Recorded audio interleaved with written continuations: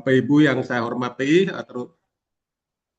terutama narasumber kita, Dr. Muhtar Mars MKK SPK Fisga, tentunya dan juga seluruh panitia, dan yang saya banggakan tentunya adalah seluruh peserta webinar kupas tuntas riset gap dan latar belakang penelitian.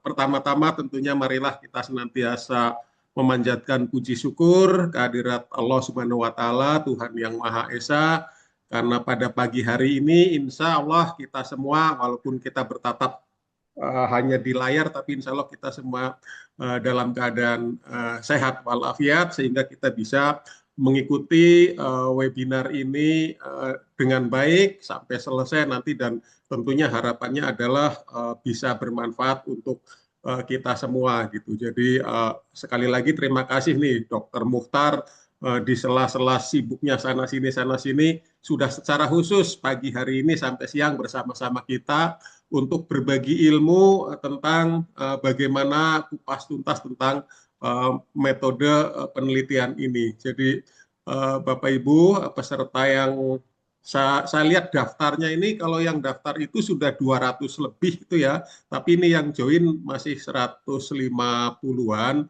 Dan saya lihat juga ternyata ini dari berbagai multi profesi ya, banyak dari berbagai profesi ini ya. Ada mahasiswa, ada juga teman-teman yang sudah aktif bekerja di institusi pendidikan, dan saya lihat juga ini dari hampir dari beberapa provinsi ya. Jadi artinya saya bisa katakan bahwa webinar ini sudah merupakan webinar skala nasional, karena saya lihat lebih dari 10 provinsi juga ini pesertanya gitu. Dan tentunya yang tidak kalah pentingnya adalah Bapak Ibu bahwa saat ini di rumah sakit, khususnya Rumah Sakit Kementerian Kesehatan itu sudah ada satu unit yang berdiri sendiri yang langsung bertanggung jawab di bawah direktur utama, yaitu kalau dulu itu mungkin namanya apa ya, penelitian dan pengembangan gitu ya. Sekarang namanya adalah sudah diseragamkan oleh Pak Menteri, namanya adalah Clinical Research Unit. Jadi rumah sakit selain melakukan fungsi pelayanan pendidikan, juga di rumah sakit sekarang kita juga mendapatkan amanah sebagai wahana atau sebagai tempat untuk melakukan riset-riset. Oleh sebab itu saya pikir webinar ini sangat penting, saya menyambut baik supaya penelitian-penelitian yang dilakukan di rumah sakit itu nanti berjalan dengan baik, dan lebih dari itu harapan kami nanti adalah adik-adik, terutama ya adik-adik yang masih kuliah, kita berharap bahwa penelitian itu tidak semata-mata hanya untuk memenuhi salah satu persyaratan dalam studi, tapi kita berharap bahwa ada dari sekian banyak yang melakukan penelitian itu, yang hasilnya itu bisa digunakan oleh rumah sakit, syukur-syukur oleh kementerian secara nasional sebagai bahan untuk pengembangan atau peningkatan mutu layanan kesehatan di Indonesia.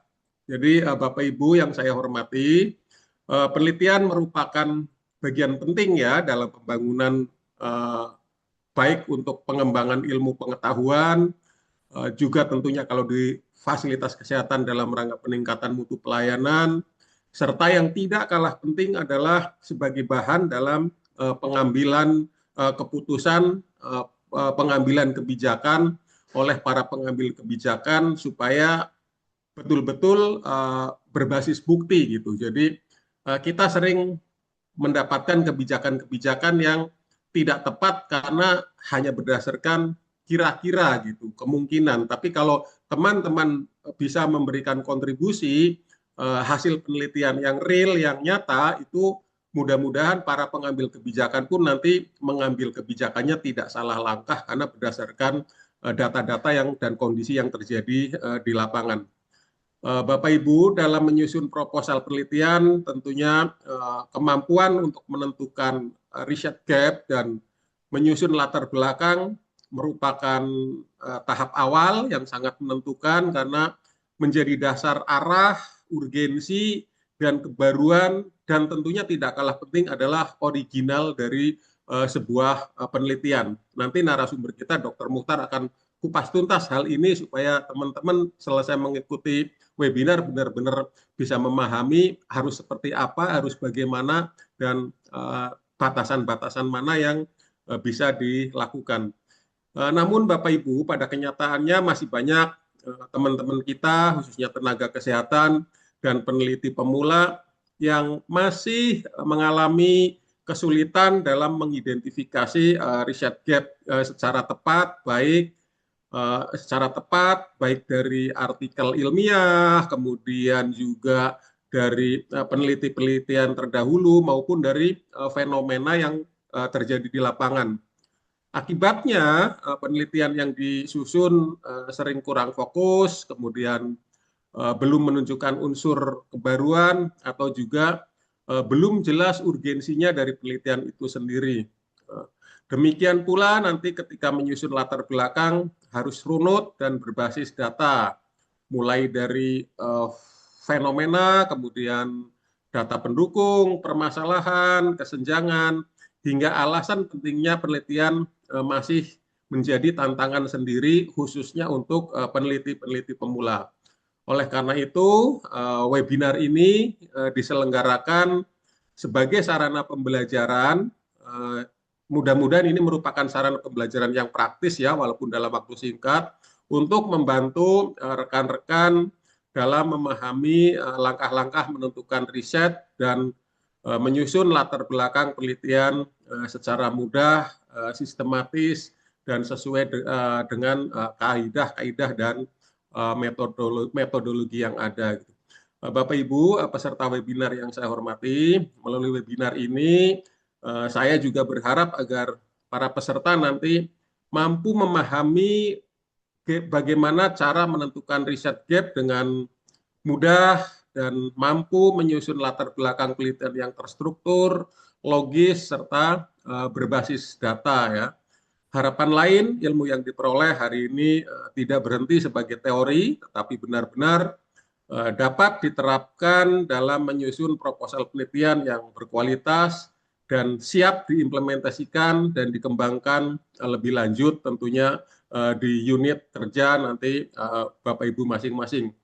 Semoga kegiatan ini turut menumbuhkan budaya meneliti di kalangan tenaga kesehatan maupun mahasiswa yang saat ini sedang menyusun proposal penelitian, dan pada akhirnya berkontribusi pada peningkatan mutu pelayanan kesehatan di Indonesia. Jadi sekali lagi saya berpesan, saudara-saudara dalam melakukan penelitian bukan hanya sekedar untuk memenuhi tugas akademik, bukan sebuah dokumen, tetapi carilah objek penelitian yang hasilnya dapat digunakan untuk meningkatkan dan mengembangkan mutu layanan kesehatan Indonesia. Syukur-syukur bisa diakui oleh Kementerian Kesehatan, nanti bisa menjadi bahan atau menjadi program yang berskala nasional. Kami juga berharap agar forum ini menjadi ruang diskusi yang aktif, hidup, memanfaatkan kesempatan agar nanti para peserta juga jangan sungkan-sungkan untuk bertanya dan berdiskusi langsung, khususnya nanti dengan Dr. Mukhtar gitu ya. Mungkin nggak panjang lebar yang saya sampaikan, karena tadi Mbak Vika minta saya nyambut dan sekaligus buka, maka dengan memohon ridho dari Tuhan Yang Maha Esa dan dengan mengucapkan Bismillahirrahmanirrahim, pada hari ini Selasa 11 Agustus 2026, webinar kupas tuntas riset gap dan latar belakang penelitian mudah, praktis, dan sistematis secara resmi saya nyatakan dimulai. Tok, tok, tok. Mungkin itu saja yang bisa saya sampaikan. Saya akhiri. Tapi tadi Vika tadi walaupun nggak begitu jelas baca apa, ada pantun ya Vika ya? Iya Bapak, mohon maaf. Aduh, saya harus pantun juga, tapi saya nggak siap. Tadi kayaknya ada pakai pasar-pasarnya pantunnya ya. Iya dong, iya. Ya, saya harus balas gitu. Membeli roti di pasar anyar. Oh, ya, cakep. Cakep. Jangan lupa minumnya es dan cendol. Cakep. Selamat mengikuti kegiatan webinar. Cakep. Semoga saudara-saudara menjadi peneliti yang sukses dan handal. Terima Amin. kasih, saya akhiri. Billahi taufiq walhidayah. Assalamualaikum warahmatullahi wabarakatuh. Saya kembalikan ke Mbak Waalaikumsalam Vika. Salam warahmatullahi warahmatullahi wabarakatuh. wabarakatuh. Baik, terima kasih Pak Hadirin untuk sambutan dan sekaligus pembukaannya. Dan Bapak Ibu peserta webinar, untuk selanjutnya saya akan membacakan tata tertib kegiatan webinar pada hari ini. Bagi tenaga kesehatan, seluruh peserta wajib mengikuti akun LMS Pelataran Sehat untuk dapat mengikuti pretest dan final quiz serta memperoleh e-sertifikat Kemenkes. Bagi peserta mahasiswa, tidak perlu membuat akun LMS Pelataran Sehat. Peserta yang berstatus mahasiswa akan mendapatkan e-sertifikat yang akan diterbitkan langsung oleh Rumah Sakit Suharto Harja. Sertifikat diberikan kepada peserta mahasiswa yang telah memenuhi ketentuan sebagai berikut, mengikuti webinar hingga akhir dan mengisi absensi webinar. Baik, Bapak Ibu peserta webinar, sebelum kita lanjutkan acara, kita foto bersama terlebih dahulu. Boleh mengaktifkan kamera. Kita foto bersama terlebih dahulu.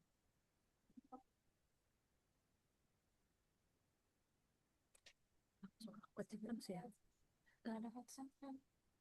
Udah lihat. Baik, saya hitung. Silahkan mengaktifkan kamera, saya hitung ya. 1, 2, 3, senyum. Oke, halaman selanjutnya. Silahkan mengaktifkan kamera. 1, 2, 3, senyum. Baik, selanjutnya. 1, 2, 3, senyum. Baik.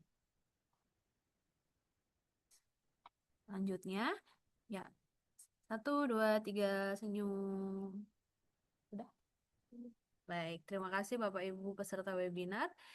Dan untuk acara selanjutnya akan saya serahkan kepada moderator kita, Ibu Nesneng Esti Wenayu MKAP Spesialis Keperawatan Jiwa. Saya Vika Krisbudilita pamit undur diri. Mohon maaf apabila ada salah kata dan perbuatan. Wassalamualaikum warahmatullahi wabarakatuh. Waalaikumsalam. Waalaikumsalam warahmatullahi warahmatullahi wabarakatuh. wabarakatuh. Terima kasih Mbak Vika atas waktunya. Mohon izin, suara saya jelas? Jelas, Bu. Oke, baik. Jelas, Bu. Ya. Assalamualaikum warahmatullahi wabarakatuh. Waalaikumsalam warahmatullahi Waalaikumsalam warahmatullahi wabarakatuh. Wabarakatuh.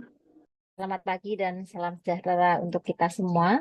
Yang kami hormati Bapak Ibu dari jajaran manajemen Rumah Sakit Suharto Harjan, kemudian dari Dilan, kemudian CRO, Ariset, dan juga yang kami hormati narasumber kita pada pagi hari ini, Dr. Mukhtar Mars, MKK, spesialis akupunktur Fiskua, serta teman-teman mahasiswa dan juga Bapak Ibu peserta webinar yang kami banggakan.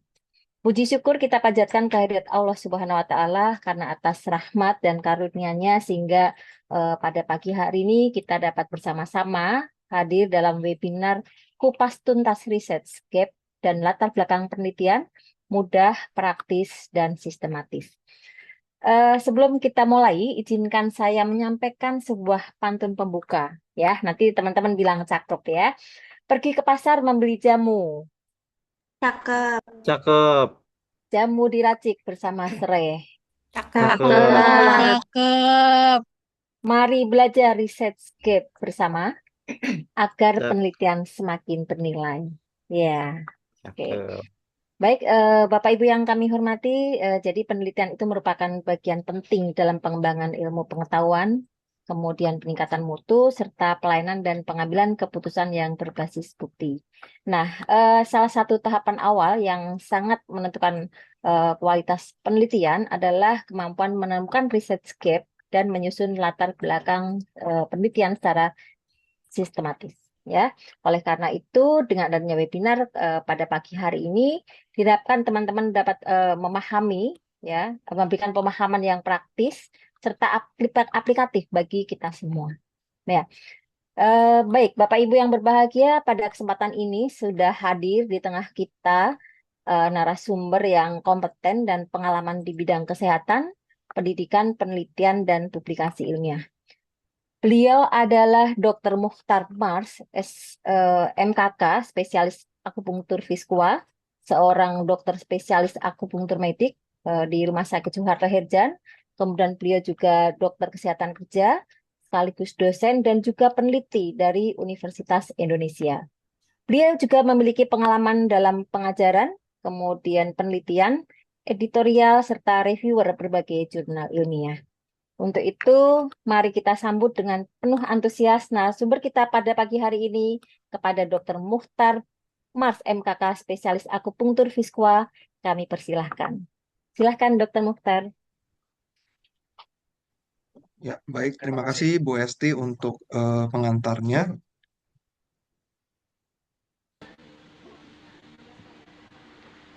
Ya, selamat pagi para hadirin sekalian, terhormat Pak Kadirin dan jajaran dari Rumah Sakit Soeharto Herjan. Pada kesempatan kali ini saya akan sharing. Jadi memang ini ada rangkaian dari kupas tuntas webinar kita yang pertama ya Bu Esti ya gitu. Memang acara ini diselenggarakan oleh CRU dari Rumah Sakit Soeharto Herjan, tujuannya untuk membantu nih. Kadang-kadang kita pada saat awal untuk menulis itu susah gitu. Punya ide susah dituangkan, punya gagasan susah untuk dikembangkan gitu. Jadi benar-benar ini kita akan lebih fokus pada hands on. Jadi tidak hanya teori. Ini adalah bagaimana begitu, tapi lebih ke arah apa yang bisa kita sampaikan begitu ya, untuk kita langsung aplikasikan begitu ya. Nanti mungkin saya pun lebih fokus untuk hands on, gimana caranya pencariannya, gimana caranya untuk menemukan gap penelitian dan pembuatan latar belakang dan sebagainya. Jadi tidak hanya berdasarkan teori, karena teori saya yakin teman-teman bisa googling, bisa baca gitu ya. Tapi untuk penerapan aplikasi sendiri itu agak kesulitan mungkin. Ya, saya izin share screen ya Bu Neng. Ya, Tando.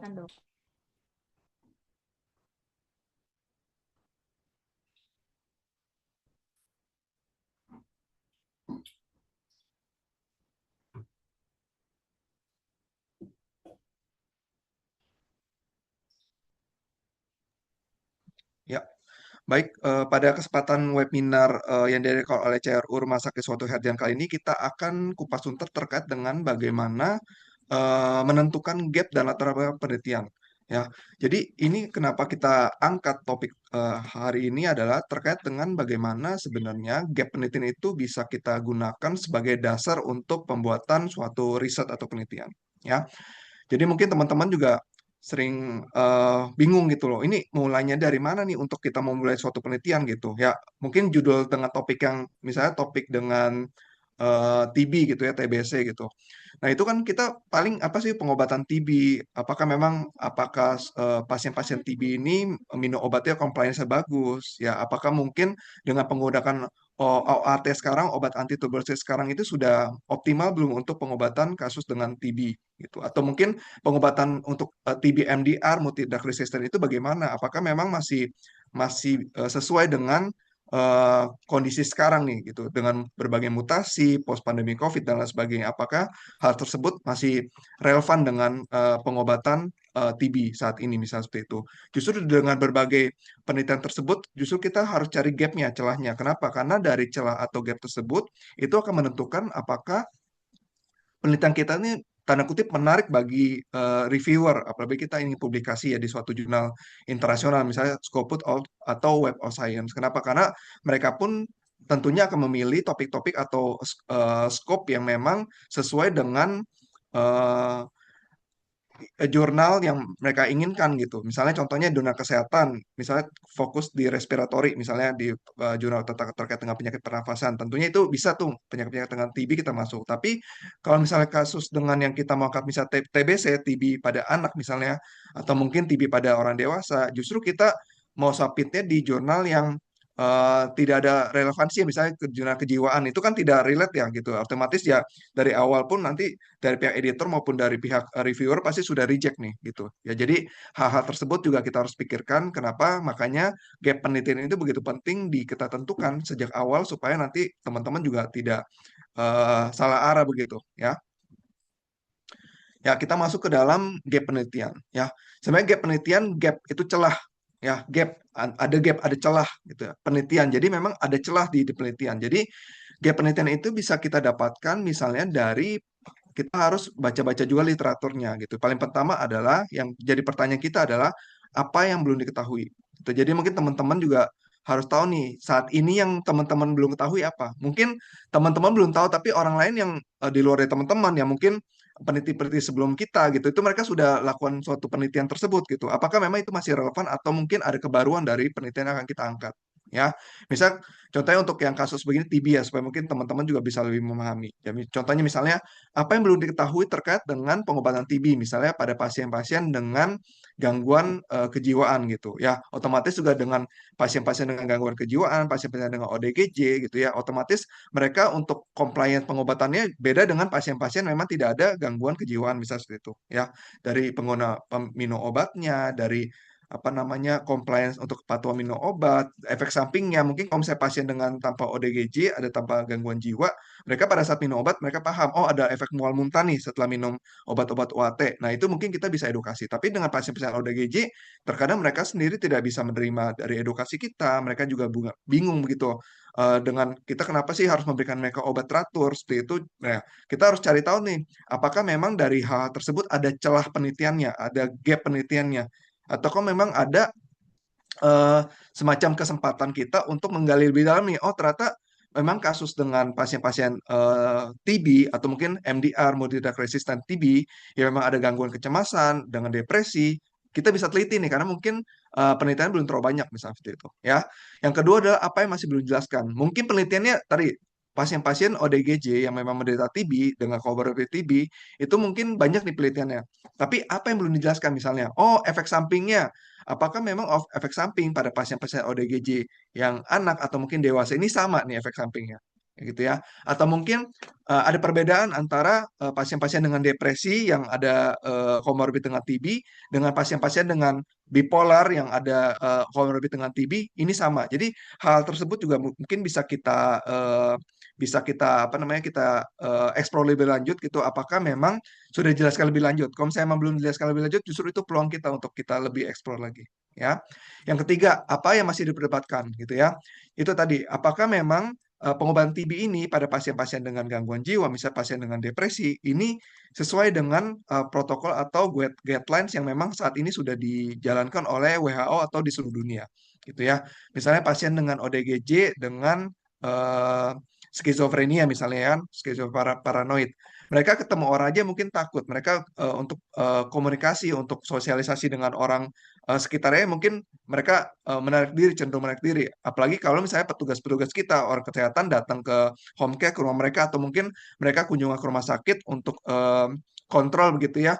Gitu. Apakah memang mereka sudah siap nih untuk mendapatkan KIE, komunikasi informasi dan edukasi dari kita sebagai tenaga kesehatan terhadap pasien dengan ODGJ, khususnya misalnya pasien dengan skizofrenia paranoid yang memang ada comorbid dengan TB. Ya, jadi hal tersebut mungkin harus kita eksplor aja gitu. Apakah memang eh, selama ini di lapangan itu sudah berjalan dengan baik nih terkait dengan alur untuk pemberian obat tersebut gitu. Jangan-jangan mereka tidak bisa ke rumah sakit, mereka putus berobat dengan TB ini karena ada penyulit tersebut gitu. Otomatis juga kita harus bantu memecahkan nih masalahnya. Kenapa masalah di lapangan, di rumah sakit, di pusat atau di klinik ini makin banyak nih dengan putus berobat TB gitu. Ya, otomatis dengan putus berobat TB ini jangka panjangnya lebih besar memang cenderung untuk terjadi MDR yang multi drug resistant. Jadi itu juga satu masalah besar yang memang harus kita atasi bersama nih. Masalahnya apakah memang itu diperlukan juga suatu penelitian gimana caranya atau mungkin langkah-langkah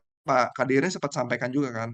Hasil dari penelitian kita jadi suatu kita simpan di suatu laptop kita ya kan kampus kita tapi ini harus jadi suatu dasar kebijakan gitu tidak memungkinkan untuk ke depannya mungkin sederhana kita yang kita anggap sebenarnya penelitian yang bukan namanya bukan ide yang wah gitu itu sudah nah, dan konsep penelitian kita outputnya bagus masyarakat ada novel tidak menutup kemungkinan bakal jadi apa namanya kebijakan di BPJS Kementerian Kesehatan atau mungkin di Kementerian Pendidikan seperti itu ya jadi gap penelitian ini nanti teman cari tahu nih apa bidang teman-teman karena saya teman punya passion atau minat Ya, misalnya saya di bidang medik atau di bidang kedokteran kerja, perumah sakitan ya saya fokus riset-riset saya, penelitian saya di bidang itu. Mungkin teman-teman di bagian kejiwaan atau mungkin teman-teman yang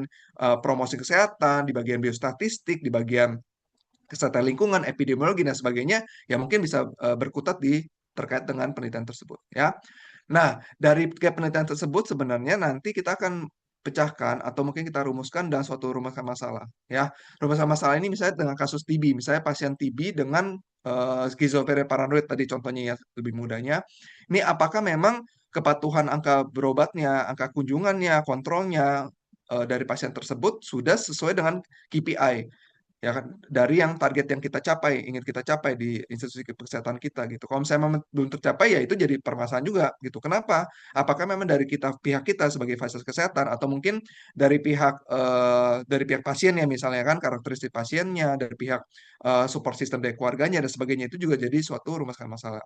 Yang selanjutnya ada tujuan penelitian. Jadi tujuan penelitian ini berfokus pada apakah memang tujuan dari riset atau penelitian kita akan adakan ini, kita akan lakukan ini bisa menjawab masalah yang kita pikirkan awalnya, ya. Gitu. Jadi celahnya tersebut apakah bisa dijawab dengan penelitian yang kita lakukan. Nanti setelah tujuan penelitian sudah dilakukan, otomatis juga akan fokus ke hipotesis, ya. Hipotesis ini sendiri ada suatu pernyataan sementara gitu, suatu statement sementara gitu ya, asumsi kita, dugaan kita, apakah memang sesuai dengan hasil prediksi yang akan kita lakukan nih hasil penelitiannya gitu. Misalnya contohnya kita mengenal ada istilah hipotesis nol dan hipotesis alternatif HA dan H0. Jadi misalnya contohnya apakah memang ada hubungan antara merokok pada pasien skizofrenia paranoid yang ada komorbid dengan TB ya kan dengan angka kepatuhan dari pengobatan ya atau mungkin ada nih hubungan antara kepatuhan pengobatan dari pasien TB dengan skizofrenia paranoid ini dengan kejadian merokok misalnya semakin merokok nih semakin otomatis semakin kasus dengan kejadian TB-nya semakin tinggi atau mungkin kasus dengan keparahan dari skizofrenia paranoid itu semakin tinggi. Jadi itu juga harus bisa kita jadi suatu apa namanya cara penelitian ya gitu. Yang selanjutnya ada kontribusi penelitian. Nah, kontribusi penelitian artinya setelah kita melakukan suatu penelitian, outcome-nya sudah didapatkan, apakah ini bisa bermanfaat untuk pengetahuan di bidang pendidikan, untuk mungkin kampus begitu ya, atau mungkin dari sisi institusi kesehatan, rumah sakit, klinik, puskesmas dan sebagainya, ini berguna ya.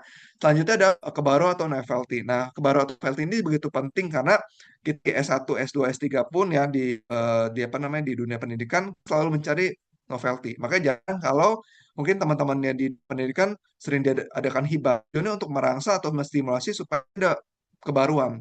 Nah, itu tidak hanya dari sisi ide, tidak hanya dari sisi konsep penelitiannya, tapi lebih ke arah bisa metodenya kita ada kebaruan, mungkin dari sisi sampelnya, atau mungkin sisi game kita dapatkan, itu juga bisa jadi suatu novelty juga. Jadi, novelty itu tidak hanya dari sisi, kita ide-ide yang spektakuler, bagus sekali nih, yang belum ada betul, itu mungkin jadi nilai tambah, karena memang tidak bisa atau mungkin secara kontribusi masih kecil gitu ya, kecil itu juga tidak terlalu untuk apa namanya untuk apa namanya penerapan kesehatan tersebut. Ya, jadi bagaimana menentukan gap penelitian, jadi menentukan topik ya, topiknya apa, misalnya dengan kasus TB kan pada pasien dengan skizofrenia paranoid, tentukan topiknya dulu gitu. Setelah dapat topiknya, otomatis aturnya ya, kita cari untuk apa topik yang saya ajukan ini memang sebelumnya kalau sudah kelihatannya saturasi atau kejenuhan itu cukup ya kita harus ganti topik lain sudah terlalu banyak dibahas oleh peneliti-peneliti sebelumnya. Yang selanjutnya dengan membaca artikel tentunya kita baca setelah kita kumpulkan literaturnya, kita lakukan literatur review, biasanya kita semacam merangkum gitu artikel-artikelnya, hasilnya apa nih ya dalam bentuk literatur mapping. Ya setelah itu kita analisis juga pola penelitiannya yang jadi gapnya apa nih gitu ya. yang jadi kekurangannya apa? Oh, ternyata pada penelitian-penelitian dengan pasien-pasien skizofrenia paranoid dengan comorbid TB ini yang belum banyak nih diteliti dengan kasus yang lansia nih gitu ya. Nah, itu juga pasien skizofrenia paranoid pada lansia dan dewasa juga berbeda tuh karakteristiknya. Jadi itu jadi peluang kita mungkin ya. Yang selanjutnya kita tentukan gapnya, celah penelitiannya apa, baru kita tentukan juga nih, kita susun gap pattern. Nah, kita bisa cari di mana aja, bisa dicari di Scopus, bisa cari Web of Science, di Skyne Direct, Springer, Emerald, gitu kan, IEEE, dan Google Scholar gitu ya. Jadi memang ini kita cari pencarian untuk library online-nya ini kita cari kalau bisa yang memang sudah punya standarnya lah gitu ya. Jadi jangan nanti teman-teman nyari di Google langsung diketik gitu, jangan. Tetap harus disarankan ngambil dari apa namanya pencarian atau library online yang memang sudah terstandar ya gitu. Ya mungkin saya langsung bantu ini ya kita terapkan ya di sini ya.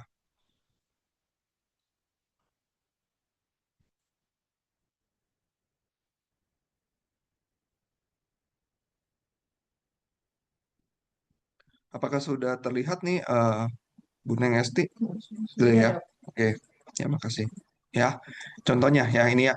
Jadi nanti kita coba kita sebenarnya mau mencari gap penelitian itu kayak gimana gitu. Contohnya kita tadi alangkah-alangkahnya kita menentukan topik dulu ya. Misalnya kasusnya tadi apa tuh? Misalnya tuberkulosis ya. Tuberkulosis, tuberkulosis.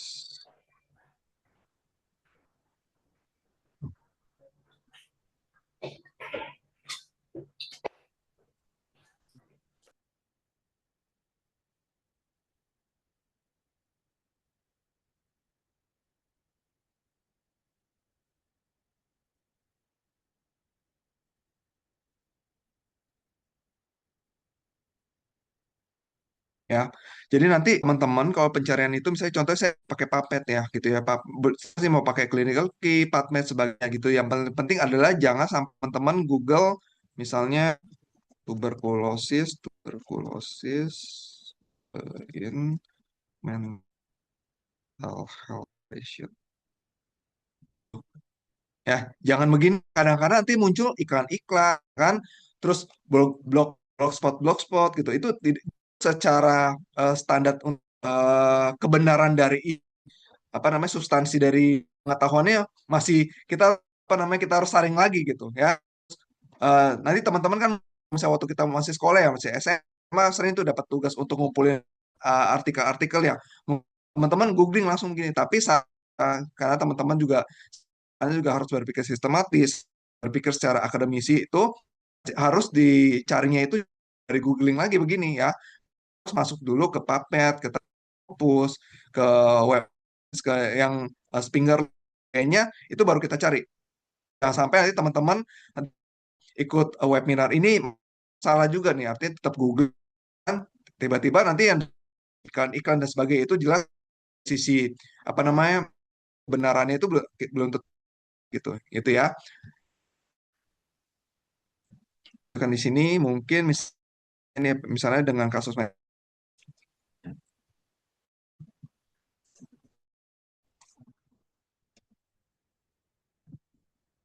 ya gitu. Nah, nanti juga teman-teman juga di sini kan sebenarnya ada filter ya. Filter itu tujuannya pengen tahu nih apakah memang pencarian yang kita dapatkan ini sebenarnya sudah sesuai. Contohnya misalnya yang paling bagus kan memang 5 sampai 10 tahun terakhir. Kalau saya pribadi saya biasanya mencari untuk pembuatan apa namanya literatur ilmiah saya cari biasanya 5 tahun terakhir. Jadi nanti teman-teman bisa ditarik nih 5 tahun terakhir berarti kurang lebih sampai tahun 2021 ya. Gitu 2020 sampai 2021 lah gitu. Tuh ya, misalnya 5 tahun terakhir. Nah, nanti dapat tuh. Nah, mereka lebih lebih spesifik lagi nih. Tadi mungkin awalnya mungkin 122 ya. Gitu. Kelihatan nggak nih, Bu? Kelihatannya. Nih, awalnya mungkin 122, begitu kita spesifikkan gitu ya.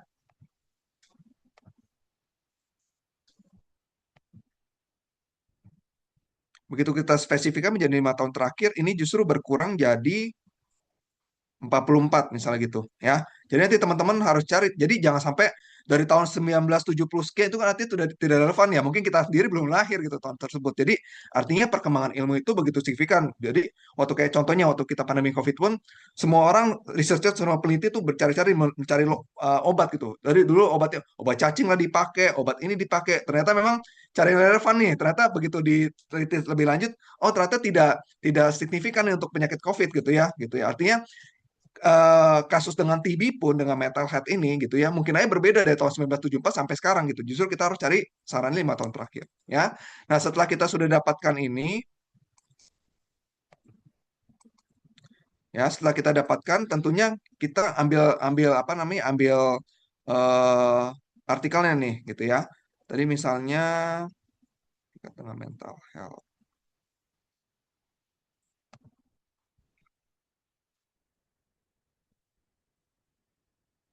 Nah, di sini ya, contohnya. Ini, risk assessment of tuberculosis in patient with chronic mental health illness and related factor. Ini diambil dari studi cohort di Taiwan, gitu ya. Nah, yang paling penting adalah pertama, karena teman-teman ngambil dari yang PubMed, dari memang Riley online memang sudah tanda kutip terstandar lah gitu ya untuk kebenarannya. Tentunya jangan lupa nanti teman-teman harus lihat nih apps-nya. Jadi biasanya kalau saya sendiri, saya sebelum baca eh, keseluruhan dari artikel tersebut, saya baca dulu nih abstrak. Apakah memang abstrak ini sesuai dengan tadi topik yang kita pengen begitu ya. Otomatis kalau misalnya sesuai baru kita ini kan bisa kita klik ya di ini. Ini sebenarnya ngajarin dari basic sekali ya. Mohon maaf bagi teman-teman memang sudah expert gitu. Ini mungkin ini jadi mundur ke belakang. Mungkin teman-teman yang karena tujuan ini fokus untuk teman-teman yang begitu ya. Teman-teman yang baru mau mulai, tentunya ini jadi bermanfaat lah buat teman-teman ya. Jadi kita bisa klik full text-nya.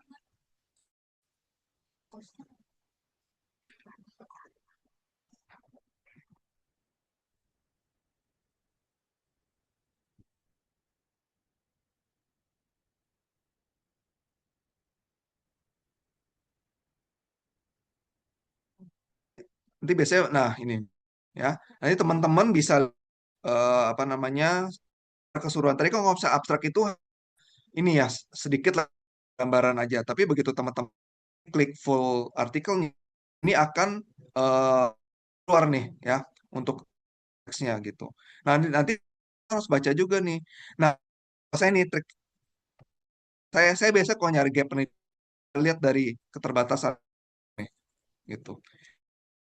Discussion ada. Nah, di sini. Biasanya saya selalu baca tracknya. Yang kedua, kalau misalnya teman-teman mau cari gap penelitian, cari di apa namanya keterbatasan atau limitation. Biasanya ada tuh. Biasanya penulis itu selalu tulis di situ. Ya. Biasanya sih di apa kalimat-kalimat terakhir sih gitu.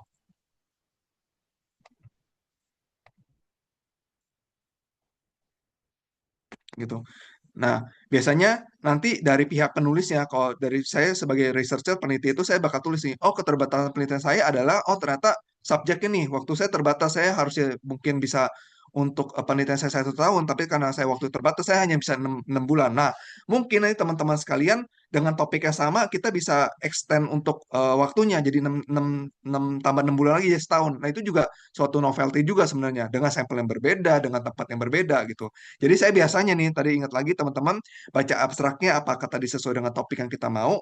Kalau misalnya udah oke, oh ini pasti dengan topiknya kita, langsung buru-buru lihat full text-nya, langsung masuk ke discussion-nya. Ya, diskusi sama conclusion lah. Biasanya dari kita sebagai researcher, penulis itu, peneliti, kita kasih tahu nih, oh untuk saran untuk suggest untuk penelitian selanjutnya, ini loh. Nanti kalian tambah ya sampelnya jumlahnya. Kalian mungkin tambah ya dengan metodenya di mix method dengan metodenya awalnya mungkin kuantitatif, kalian di mix method tambah kualitatif ya supaya mungkin lebih lebih bunyi lah, lebih lebih lebih dapat lah kenapa sih apa hubungannya, apakah penyebabnya dan sebagainya gitu ya. Nanti jangan lupa kalian langsung lihat di discussion. Itu rata-rata di limitation atau mungkin di suggest atau saran dari peneliti itu bisa jadi ide untuk gap penelitian kita gitu ya. Gitu ya. Oke, mungkin dari sisi gap penelitian mungkin bisa sampai situ dulu. Nanti kalau misalnya seandainya memang sambil jalan nih, kan ada sesi diskusi ya, tanya jawab, mungkin teman-teman bisa langsung tanya ya. Kita lebih ke arah untuk sharing session ya untuk diskusi, jangan berpikir oh pertanyaan saya tanda kutip receh nih, simple banget kok ditanyain nggak. Justru webinar ini diadakan oleh CRU Rumah Mahasiswa aja karena kita mau membantu teman-teman yang benar-benar basic sekali, yang benar-benar dia pengen memulai belajar nulis tuh gimana sih caranya. Nah ini saatnya gitu ya, jangan jangan malu untuk bertanya, pertanyaan basic sederhana pun tidak masalah ya. Mungkin untuk gap penelitian sampai di sini dulu, untuk saya lanjutkan ke latar belakang penelitian. Jadi tadi penelitiannya nanti cara pencarian itu, setelah itu juga nanti teman-teman cari baca dulu artikelnya kan gapnya apa, jangan lupa ya. Jadi habis baca gapnya, oh ternyata memang yang jadi kelemahan atau mungkin batasan dari penelitian ini X nih. Ya udah kita jangan fokus ke X ya, kita tambah bayi ya, kita baca dulu nih full ya, seperti apakah sesuai, kumpulin dulu. Ini kan baru satu artikel, kita harapkan ya banyak artikel ya. Kalau misalnya emang ternyata dikit gitu belum ada, bisa jadi semacam apa namanya tinjauan literatur, kita harus ganti topik. Artinya topik tersebut kita tidak bisa uh, angkat untuk kita waktu penelitian karena terlalu sedikit. Mungkin saat untuk teknisnya mungkin sulit untuk gitu ya, mungkin dari sisi waktu, dari sisi biaya, atau mungkin dari sisi sampelnya susah didapatkan ya, mungkin teman-teman gitu ya.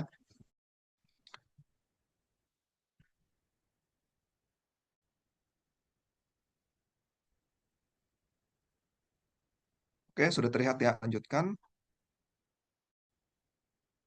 Nah, selanjutnya adalah analisis pola. Jadi nanti dari penelitian kita harus tentukan apa saja yang memang pola penelitian kita harus gitu ya. Pertama, jelas ada variabel, ada yang bebas, dependent, independent, harus ada. Ya, untuk selanjutnya itu mungkin kupas tuntas lebih dalam di CRU webinar selanjutnya. Kita step by step ya kan, dari tentuin judul, ide penelitian, sekarang masuk ke penentukan gap penelitian dan latar belakang penelitian. Next time mungkin teman-teman juga bisa tetap pantau terus untuk apa terkait dengan variabel penelitian, penentuannya seperti apa ya. Jadi variabel apa saja yang memang sering diteliti, apa yang jarang diteliti, metodenya seperti apa, populasi apa yang digunakan, dan negara mana. Jadi justru banyak peneliti-peneliti gitu. Jadi kita kebetulan juga kalau di UI sendiri kita banyak kerjasama dengan peneliti dari luar negeri, ya kan, dari kampus-kampus terkenal di luar negeri.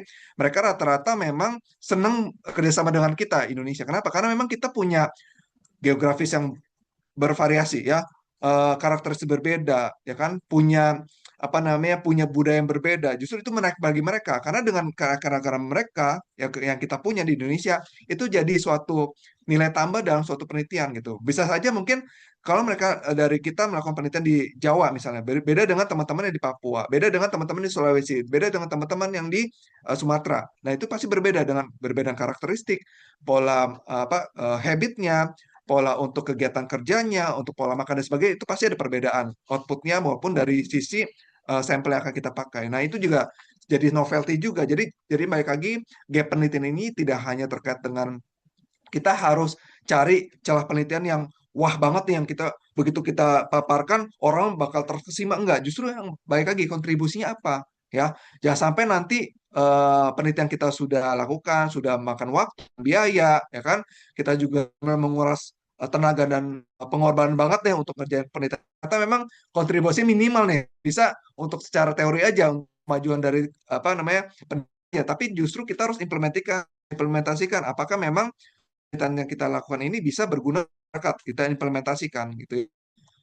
Nah, selanjutnya dengan jenis gap penelitian. Jadi penelitian itu macam-macam ya, dari segi pengetahuan, dari sisi isi penelitiannya, dari sisi tadi saya bilang kan, kita ngambil Indonesia nih, dari Sumatera sampai ke Papua. Kita bisa ambil di mana nih? Karena baik lagi setiap sampel apa namanya geografi itu punya berbeda-beda. Itu jadi kelebihan kita di Indonesia. Ya, metodologi mau pakai kuantitatif atau mixed method dan sebagainya, itu kita bisa atur sesuai dengan yang kita paparkan. Theoretical gap, ya apakah memang nih misalnya pengolahan TB nih, pengolahan dengan OAT yang sekarang ini memang sudah relevan dengan dulu. Oh, teori zaman dulu obat TB harus diminum pagi ya harus jam 6 lagi misalnya ya contohnya. Sudah ada perkembangan sekarang dengan obat kombinasi yang dengan satu pil ada ingredientsnya, substansinya sudah ada, nggak usah minum 4 tablet lagi misalnya, jadi satu, itu lebih simpel. Jadi ada perbedaan tidak antara teori yang zaman dulu, teori klasik dengan teori yang zaman sekarang? Karena baik lagi ilmu pengetahuan sifatnya dia fleksibel dan selalu berkembang terus. Jadi jangan sampai teman-teman berpatokan pada teori zaman dulu, terus jangan karena takutnya nanti teman-teman dari sisi tinjauan literaturnya, dari sisi kerangka konsepnya nanti teman-teman akan mengalami kesulitan karena sudah perbedaan dengan teori yang zaman sekarang begitu ya. Dan selanjutnya dengan teori empiris ya, artinya apakah memang secara empiris itu obat OAT itu sudah berguna dengan pasien-pasien dengan skizofrenia paranoid misalnya, atau mungkin ini sudah tidak relevan nih, harus tambah obat-obat tertentu yang memang sesuai dengan pasien-pasien dengan skizofrenia paranoid ya. Dan tentunya dengan practical gap. Nah, practical gap biasanya terkait dengan klinisi nih, ya kan? Entah itu akademisi, klinisi, atau mungkin teman-teman yang memang ada eh, di rumah sakit, di klinik atau di puskesmas, apakah memang sesuai dengan praktek sehari-hari dengan eh, PPK atau mungkin SOP yang teman-teman jalankan. Kalau misalnya tidak sesuai, tidak relevan, ya mungkin itu jadi suatu gap penelitian atau celah kita juga bisa kita angkat nih topik penelitiannya. Ya, ini menyusun gap penelitian jelas tadi penelitiannya sebelumnya apa, keterbatasannya apa, dampaknya apa, dan penelitian kita usulkan apa, ya. Dan selanjutnya tadi saya sudah sebutkan bahwa kajian literatur sistematis. Jadi tadi contohnya kita nyari dulu literaturnya, kita cari, kita kumpulkan yang sudah sesuai dengan topik atau celah penelitian kita kumpulkan jadi satu. Kita bisa, kalau saya pribadi saya suka bikin tabel. Nanti saya mungkin jelaskan cara pembuat tabelnya. Yang selanjutnya analisis kritik penelitian terdahulu. Jadi kita analisis nih, oh penelitian terdahulu hasilnya ini loh outcome-nya. Penelitian yang sekarang, zaman sekarang ini. Kita bisa ambil gaya penelitian yang zaman sekarang, celahnya masih kurang apa nih, kita ambil di situ. Ya. Selanjutnya kita identifikasi keterbatasan apa, lalu kita susun argumen ilmiah yang kuat. Gitu ya. Oke, mungkin saya bantu untuk pembuatan ininya. Nah,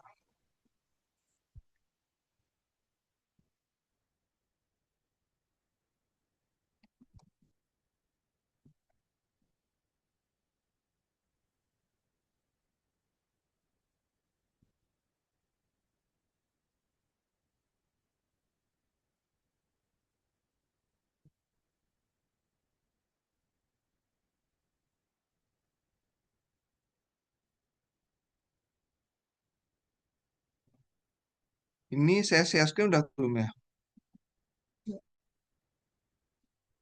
Sudah terlihat? Kosong nih. Ya. Sudah terlihat ya. Tadi kan kita sudah dapat ini ya, dapat contohnya ini nih tadi. Ya. Reason of tuberculosis in patient. Jadi kan memang ini satu lagi nih misalnya kayak gini ya. Ini misalnya kita udah baca, teman nanti baca dulu. Baik lagi tadi dapetin gap itu paling apa tadi? Nah, kita lihat di discussion akhir sama di conclusionnya. Mereka kasih tahu tuh, oh ini loh masih bisa kita ke gini itu ide penelitiannya gitu ya.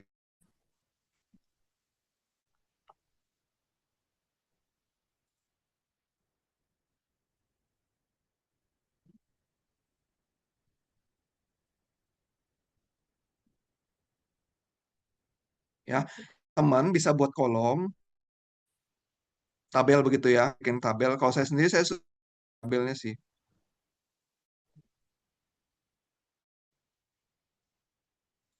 Itu ya, teman-teman bikin tabel. Yang pertama, saya uh, rule sama tahun. Ini kalau saya nanti mungkin teman-teman juga punya apa namanya punya kebiasaan tersendiri itu tidak masalah ya. Judul tahun. Yang kedua pengarang ya. Yang ketiga eh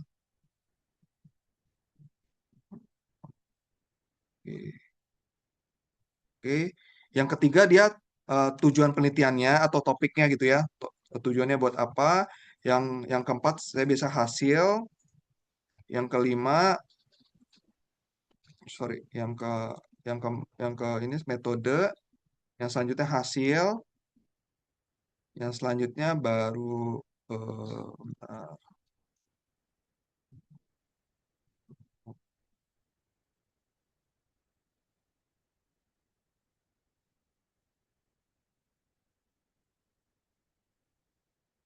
Ya, gini. Biasanya kalau saya pribadi saya suka bikin tabel tuh saya urutin nih. Jadi Misalnya contohnya kita karena ini waktu terbatas ya mungkin saya coba tadi 2 artikel dulu aja, misalnya judul dan tahun gitu ya, atau pengarang dan tahun itu terserah. Kalau saya pribadi saya tetap cantumin judulnya supaya nggak lupa nih karena teman-teman suka kalau misalnya teman-teman mungkin pakai Mendeley, EndNote dan sebagainya mungkin gampang tuh tinggal kita searching dari situ kita simpan di situ. Tapi kan ini kita belum ke tahap sana, jadi mungkin ini benar-benar basic banget. Jadi mungkin teman-teman bisa lihat di situ, misalnya contohnya nih ya. Oh ini harus berbayar nih get access. Misalnya contoh ini dulu deh, gitu ya. Jadi nanti teman-teman baca nih misalnya gitu. Ya, teman-teman baca misalnya, oh dia judulnya apa nih tadi? Assessment ini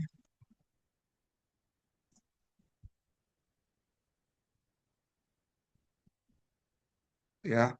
Tahunnya tahun berapa? Jangan lupa. Karena tahun ini baik lagi, tahun ini menentukan. Kalau saya sendiri saya suka mengurutkan dari tahun yang paling muda, misalnya kayak tahun 2026 nih. Misalnya kita dapat penelitian tahun 2025, jadi saya urutkan 2025, 2023 sampai 5 tahun terakhir gitu ya. Supaya ketahuan nih, oh ternyata PM terbaru hasilnya seperti ini loh, paling dari tahun 2021 nih yang 5 tahun terakhir hasilnya ini. Jadi saya tahu yang terbaru ini, paling lama ini. Ini diterbitkan tahun 2025, teman-teman bisa lihat ya. Ini kursor saya kelihatan nggak nih? Nah, kelihatan nggak kursor saya? Kelihatan ya? Ini tahun 2025. Jadi nanti teman-teman sesuaikan 2025 ya. Dan pengarangnya. Karena pengarang ini tiap suka beda-beda kayak saya sendiri. Contohnya ya gitu. Kadang namanya saya sendiri ada yang namanya Mukhtar. Ini kebetulan jurnal Scopus yang internasional udah terindeks Scopus. Ini Mukhtar. Ada yang ini jurnal satu, ini jurnal Q, jurnal sorry, itu jurnal Q3. Q1 saya ini namanya Mukhtar. Jadi memang kenapa nama nama pengarang nih kalau bisa sebisa mungkin gitu. Kebetulan nama saya kan suku kata misalnya satu ya mungkin nama saya misalnya Mukhtar mudah, tapi kalau misalnya nama saya ya kita biasa suka diulang gitu ya. Nanti teman-teman kalau misalnya mau lupa nih penamaan ini konsisten gitu ya. Ini saya jadi contoh-contoh supaya teman-teman jadi kalau misalnya nama tunggal gitu nama kata tunggal itu sulit nih. Tapi kalau misalnya teman ada berapa kali lebih mudah ya jangan lupa. Ini nama pengarang ini saya selalu apa nah kita bisa dari sisi nama pengarang kita mau mencarikan suatu pencarian literatur gitu.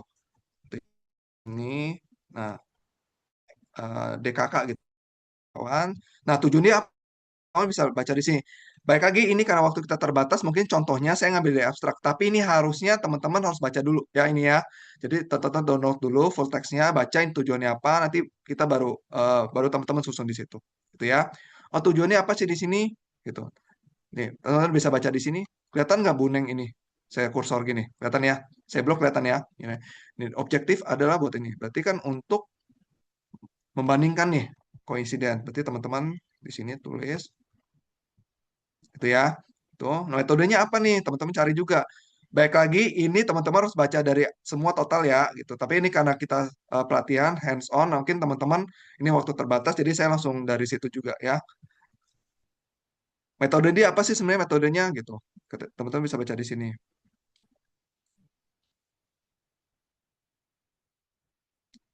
Oke, berarti ngambilnya dari data karena dia retrospektif, tentunya data sekunder ya diambilnya. Berarti nanti dia ngambil dari data-data yang ada di eh, apa National Health Research Database ini nih, gitu ya.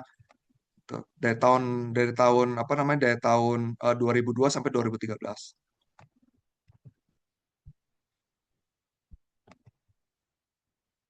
Ya, nanti metode lebih detail lagi sebenarnya. Apakah nanti dia mau dikuantiin, apa bagaimana itu nanti biasa lebih spesifik lagi. Tapi karena kita pada topik hari ini ada terkait dengan latar belakang gap, jadi saya fokus untuk jelasin terkait dengan pembuatan gap dulu. Hasilnya apa nih resultnya gitu ya? Oh resultnya ini nih.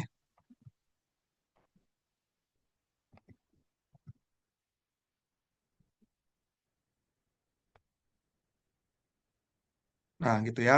Terus keterbatasan apa? Dia pasti ada keterbatasannya gitu. Kita cari tadi keterbatasannya.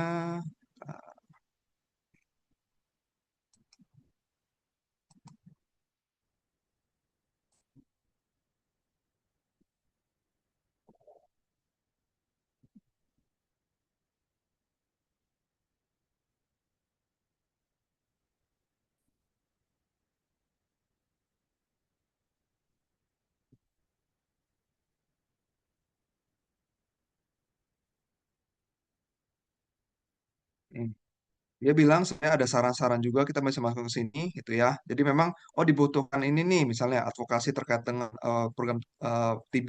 Terus dari sini juga bisa kita ambil juga nih. Nah, nih, gitu ya. Ini dengan saran-saran, dengan keterbatasan dari penelitiannya ini, dia sebenarnya bisa berarti next time ke depannya atau peneliti yang kita akan melanjutkan penelitian tersebut, topiknya relevan dengan penelitian yang mereka buat, ini nanti kita bisa lanjutkan nih. Oh ternyata dibutuhkan adalah tadi terkait dengan prevention nih, TB prevention programnya, atau terkait bagaimana identifikasi nih dengan untuk mencegah perannya misalnya seperti itu. Ya kita mungkin bisa fokus itu gitu. Nah biasanya gap penelitian ini nanti setelah kumpulkan apa namanya si artikel misalnya tadi terkait dengan judul yang pertama kan dia judulnya terkait reassessment ya tuberculosis dengan chronic mental illness-nya nih di sini. Oh, apa misalnya metode nih, misalnya contohnya metodenya dari sisi tahun kayak kurang relevan nih 2026 gitu ya. Oh, berarti ke depannya mungkin bisa cari yang tahun 21 sampai 2020. Contohnya misalnya ya, gitu kan. Pak, oh dari sisi tujuannya misalnya. Tujuannya itu misalnya kalau dia kan dari apa membandingkan nih insiden dari TB dan para apa namanya pasien-pasien yang dengan pasien-pasien ada mental yang fokusnya kemana? Oh, mental illness misalnya pasien-pasien contohnya ini ya, pasien depresi atau pasien TB sih lebih spesifik lagi nih atau pada anak ya. Jadi ini sebenarnya novelty juga nih gap nih. Artinya kita lebih gampang gitu dapat gapnya. Jadi teman-teman juga dari hasil penelitian sebelumnya, teman-teman yang peneliti sebelumnya cari tahu nih, oh apa nih tujuannya? Oh, tujuannya mereka baru sebatas ini, umum banget nih. Oh, kalau saya mau cari lebih detail nih, ya saya nyari deh TB dengan depresi gitu ya. TB udah depresi pada pasien lansia lagi atau pasien anak, itu pasti novelty lagi itu. Gitu ya. Selanjutnya atau mungkin dari sisi hasil nih hasil outcome-nya apa sih parameternya yang mau didapatkan? Dia kan outcome mungkin insidensi ya atau mungkin tadi apa namanya risk factor-nya berapa misalnya kayak gitu ya. Nah, kita mau cari apa misalnya oh apa namanya karakteristiknya berapa gitu ya. Karakteristik ya. Misalnya tadi karena kita di Indonesia populasi besar gitu ya. Mau bandingin nih di Pulau Jawa, Pulau Kalimantan, Pulau Sulawesi, Pulau Papua gitu apa namanya Papua dan sebagainya, kita pengen bandingkan nih karakteristiknya. Yang kedua, kualitas hidup gitu misalnya ya yang kita pengen nilai gitu ya. Ini kayak belum menilai tentang kualitas hidup ya. Saya mau nilai kualitas hidup pasien TB dengan depresi pada lansia dan anak lebih tinggi mana sih, lebih baik mana misalnya kayak gitu ya. Yang ketiga misalnya kasus dengan apa kepatuhan berobat misalnya. Kepatuhan berobat pada pasien TB depresi anak dan lansia ini lebih lebih lebih patuh mana nih lansia sama anak misalnya kayak gitu ya. Misalnya. Jadi sebenarnya dari sini ini kita udah dapat nih gapnya nih ya. Celahnya kita bisa jadikan topik nih. Gitu ya. Jadi ini cara tips praktisnya kalau saya biasanya. Tapi baik lagi diingatkan harus baca artikel fullnya. Ya nggak bisa nih dari abstrak aja ya. Ini karena waktu terbatas. Ini saya kasih secara gambarannya aja. Nanti teman-teman tetap harus baca dulu. Misal dapat artikel 10 ya 10 harus dibaca full text. Tidak hanya baca dari abstrak. Ya, baiknya karena abstrak itu tidak mungkin menggambarkan, tapi untuk kita mau tahu lebih dalam nih kelemahan penelitiannya, limitasinya apa, terus kira-kira saran dari penelitian apa, kita harus baca full text, gitu ya. Oke, mungkin sampai sini dulu. Saya lanjut lagi ke paparan selanjutnya.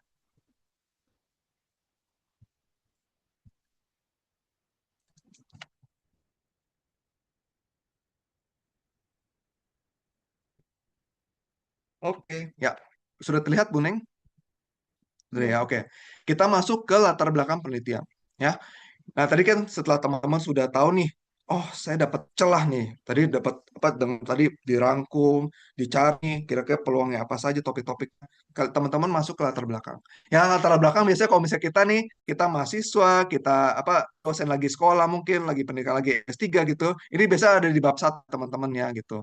Nah, di dalam penelitian ini biasanya kita harus saya tahu nih kondisi nyata yang mendatangi penelitian apa gitu. Ya, jangan sampai terlalu ngawang-ngawang gitu ya teman-teman bikin topik yang genomik yang buat trace stem cell nih tapi teman-teman sendiri nggak mau saya terkait hal tersebut gitu jangan teman-teman harus kalau bisa memang kondisi kenyataan nih teman-teman mungkin di unit apa di rumah sakit rehabilitasi medik ya berarti teman sebisa mungkin fokus di Karena mungkin teman-teman tahu nih di rehab itu SOP gimana, seperti apa, alur seperti apa ya memang jangan sampai nanti teman-teman nyebrang jauh gitu unit yang memang teman-teman sama sekali kerja di situ gitu. Nanti kan masih bingung. Atau mungkin ilmu background-nya juga nggak kurang mengerucut nih, kurang kurang bisa menunjang itu juga bisa pengaruh juga. Ya, selanjutnya permasalahan terjadi. Nanti teman-teman misalnya di rehab gitu ya. Oh, kasusnya ini kasus dengan low back pain bawah. Ya berarti kenapa banyak ya, teman-teman jadi gali juga tuh Bang, dari ergonya pasiennya kurang bagus. Sisi apa namanya angkat angkutnya nih pasien tersebut sering angkat angkut nih itu juga bisa digali ya di suatu permasalahan juga. Jadi kesenjangan penelitian makanya kenapa sebelum kita menulis kita harus masuk dulu ke riset. Kita cari dulu nih gap celah penelitian. Karena kalau misalnya kita nggak tahu celahnya penelitiannya apa dibandingkan penelitian sebelumnya, ya kita juga bingung. Oh, kita menulisnya seperti apa? Karena jangan sampai kita mengulang topik yang sama, sampel yang sama, tempat yang sama gitu ya, dengan penelitian sebelumnya yang sudah ada. Itu artinya tidak ada novelty gitu ya. Yang selanjutnya urgensi penelitiannya apa? Kenapa sih penelitian ini penting nih? Harus cepat-cepat dibahas gitu. Nah, itu juga jadi suatu apa namanya pertimbangan juga. Selanjutnya, nah paling penting alasan ilmiah. Ya, jelas ya kadang-kadang kita kan, ya dok, saya juga namanya mahasiswa ngejalan skripsi ya buru-buru aja deh yang penting topiknya sederhana yang penting beres gitu tapi baik lagi apakah memang jangan sampai tadi teman-teman sudah 6 bulan bikin penelitian ya kan tidak ada kontribusinya tidak ada manfaat sayang gitu ya ya itu tetap saran saya juga topiknya yang dipilih pun harus sesuai dengan apa novelty-nya sesuai dengan apa sih sebenarnya masalah yang memang kita pengen pecahkan saat ini gitu ya nah ini terkait dengan latar belakang harus ada poin-poin ini ya. Jadi ada fenomena umumnya apa, ya kan? Permasalahan di masyarakat terjadi apa sih saat ini, ya. Terus data pendukungnya apa, fenomena khususnya apa, spesifiknya yang kita teman-teman pengen teliti apa, terus masa penelitiannya apa, secara teorinya apa. Nah, teori jelas ya tadi ya harus cari teori yang terbaru yang jangan sampai teori-teori yang lama banget udah puluhan tahun begitu ya kita teman-teman pakai. Tapi memang ada beberapa teori memang sampai saat ini pun mungkin tetap kita gunakan gitu ya. Misalnya teori apa nih? Misalnya teori probabilitas misalnya atau teori-teori tertentu memang saat ini di dunia kesehatan pun tetap kita gunakan karena memang saat ini masih relevan gitu dengan kondisi sekarang. Tapi kalau misalnya sudah tidak relevan, teman-teman jangan dipakai lagi ya. Penelitian terdahulu, jadi penelitian terdahulu itu misalnya 5 tahun terakhir apa sih yang jadi tren penelitiannya seperti apa? Kita sintesiskan, kita ambil intisarinya, kita sesuaikan tadi dengan gap penelitiannya apa, audiensi apa, novelty apa, dan tujuan penelitiannya. Nah, permasalahannya ada beberapa kesalahan yang sering dilakukan ya oleh kita sebagai peneliti atau mungkin penulis awal ya. Pertama, ada tidak ada data terbaru. Jadi digunakan tadi baik lagi nih. Itu yang digunakan tuh data tahun tadi, kalau tadi kan tahun 2013 ya, tahun 2000 berapa sampai 2013 kan itu tidak sebenarnya tidak terlalu relevan tuh. Kita butuhnya 5 tahun terakhir dari data 2021 sampai 2025 gitu. Nah, itu berarti kita jangan pakai data yang terlalu lama. Yang kedua, hanya berisi definisi. Contohnya, tuberkulosis adalah penyakit yang disebabkan oleh Mycobacterium tuberculosis yang gejalanya ini. Gitu. Udah itu doang. Padahal kita butuhnya bukan definisi karena definisi itu kita bisa masuk ke latar belakang pustaka bab 2 itu. Kalau namanya latar belakang jangan sampai tahu nih kesalahan nih. Tuberkulosis disebabkan oleh penyakit ini panjang lebar tuh gejalanya ini berkeringat malam berat badan menurun nafsu turun bukan itu karena itu harus masuk ke bab 2 di tinjauan pustaka. Ya ingat ya teman-teman di latar belakang itu tidak berisi definisi, tidak berisi pengertian, ya. Kalau misalnya contohnya, misalnya saya nanti jelaskan, saya mungkin praktikkan juga caranya. Ingat baik lagi, tidak berisi definisi. Ingat ya, definisi apa guideline, prota, PP, macam itu masuk ke tinjauan pustaka. Dasar teori kita. Tapi di latar belakang hanya berisi definisi. Panjang lebar tuh, apa namanya, pengertian TBC, apa namanya, BC, kumannya apa, terus cara pemeriksaannya itu semua salah. Ingat ya teman-teman ya. Karena kesalahan teman-teman nih, mungkin saya juga mungkin waktu awal untuk menulis gitu ya, semua tuh pas tuh aja tuh satu latar belakang definisi semua itu tidak menjawab perhatian. Ingat ya, karena kalau misalnya saya sendiri kalau reviewer begitu saya awal apa namanya latar seperti itu berarti ini penulis nih maksud untuk pembuatan itu ya. Ingetin jangan definisi. Yang selanjutnya masalah nih. Jadi tuberkulosis terjadi gitu ya dengan prevalensi makin meningkat di tahun sekian, makin meningkat nih. Wah ini penting, ini nggak menunjukin nih masalahnya. Masalahnya ini apa sih? Ini nggak kelihatan. Ini juga salah. ya. Jadi teman-teman harus nonjolin nih, gitu ya, harus nonjolin. Oh, ternyata TBC pada apa namanya pada pasien skizofrenia, paranoid pada lansia sama anak ini belum banyak yang digali loh. Padahal pasiennya makin lama makin banyak nih. Wah, ini masalah nih. Kenapa kalau misalnya ini tidak diangkat?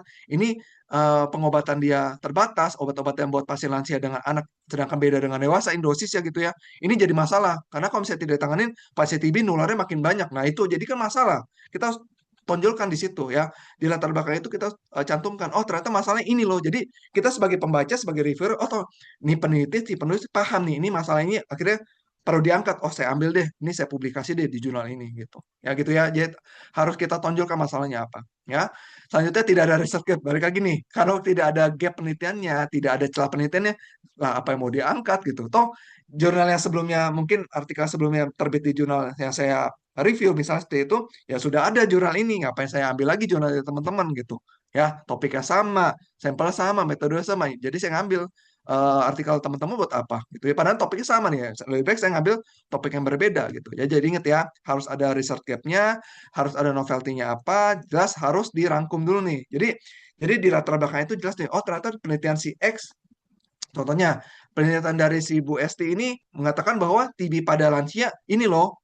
Tapi penelitian dari Ibu tadi Ibu MC kita Ibu Vika ini, oh ternyata dibilangnya penelitian pada anak ini Y. Mana nih gapsnya nih? Itu kan ada celah gitu ya.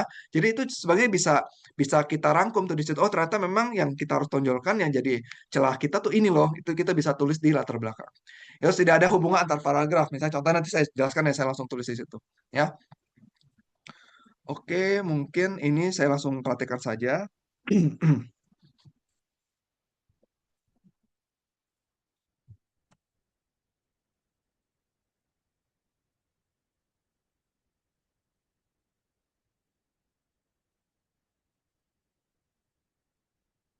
Ini sudah terlihat belum ya Word-nya, Bu? Sudah terlihat? Sudah, oke. Ya, misalnya contohnya topik penelitian misalnya bab 1 ya. Bab 1 latar belakang.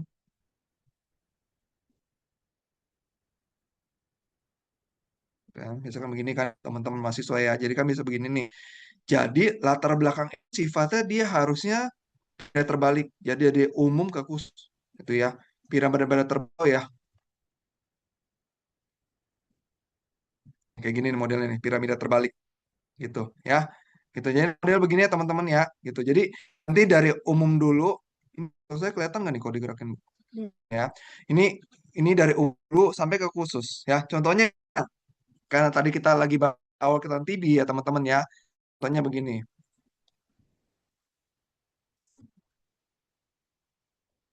Ya, jadi jangan lupa segitiga terbalik ya. Contohnya, kita mulai dengan tuberkulosis. Gitu. Tuberkulosis. Tuberkulosis Indonesia. Ini saya langsung praktekkan ya supaya teman-teman jadi gambaran ya. Kita, ini di permasalahan kesehatan yang mengkhawatirkan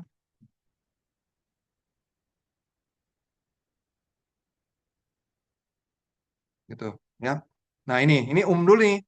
Begitu kita baca, ini oh tahu nih, oh topiknya tentang tuberkulosis gitu. Ya, jangan sampai nih teman-teman di awal aja udah tulis gini.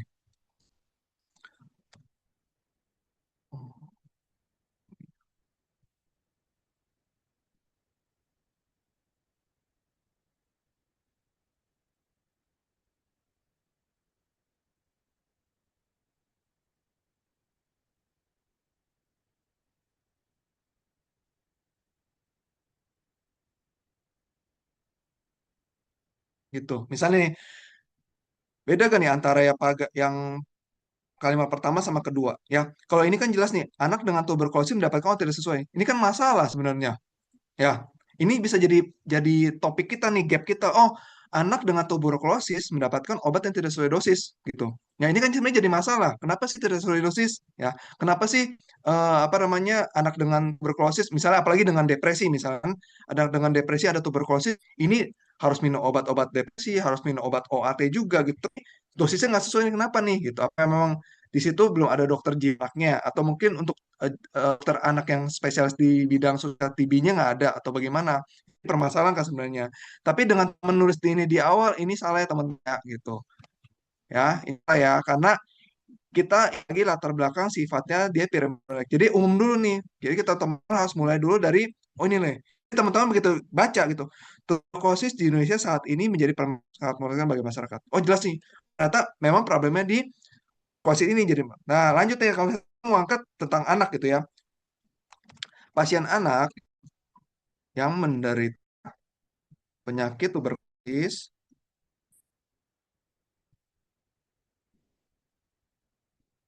mengalami peningkatan jumlah gitu ya. Nah, lanjut nih, awalnya kita bahas dosis, ya, terus jadi pasien anak, gitu. Nih, kalau saya, misalnya saya review jurnal-jurnal gitu, saya paham nih, ini penulis mau bahas tentang tuberkulosis, gitu.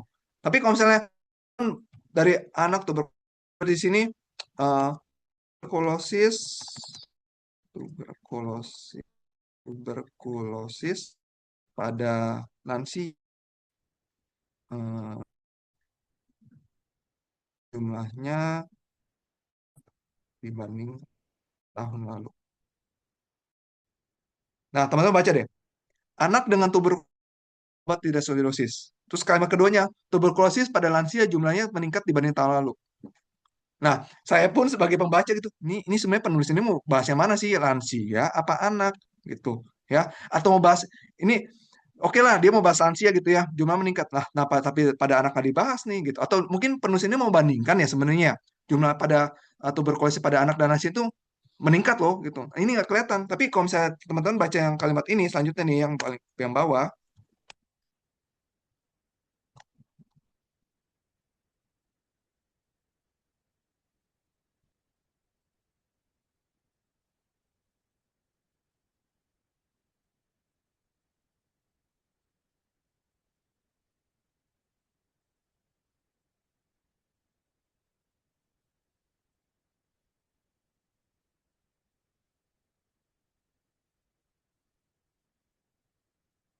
Nah, nih, tuberkulosis di Indonesia saat ini menjadi permasalahan kesehatan yang mengkhawatirkan bagi masyarakat. Pasien anak yang menderita penyakit tuberkulosis mengalami peningkatan jumlah penderita. Angka kejadian tuberkulosis pada pasien anak meningkat sekitar 10% per tahun. Ini udah angka nih, ya. Jadi, oh ternyata pas aku baca nih, kita baca gitu ya. Oh ternyata ini ada peningkatan nih, berapa banyak? Oh sekitar 10% per tahun. Ini kan jadi data nih. Ya, baik lagi tadi kan syarat dari kan harus data yang akurat ya. Nah, ini menurut gitu ya. Kalau bisa lagi menurut misalnya menurut Pusat Badan Statistik misalnya Badan Statistik Nasional misalnya ini ya gitu atau mungkin menurut WHO atau menurut apa gitu ya. Misalnya contohnya menurut WHO dulu deh gampang deh gitu ya gitu misalnya menurut WHO gitu ya menurut WHO gitu ya.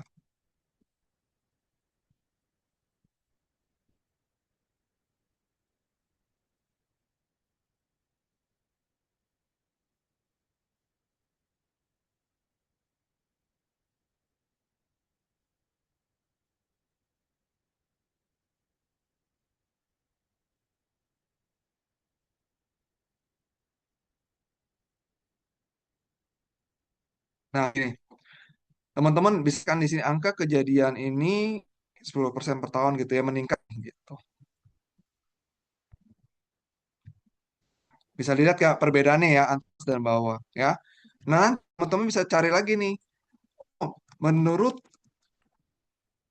Kementerian Kesehatan Republik Indonesia,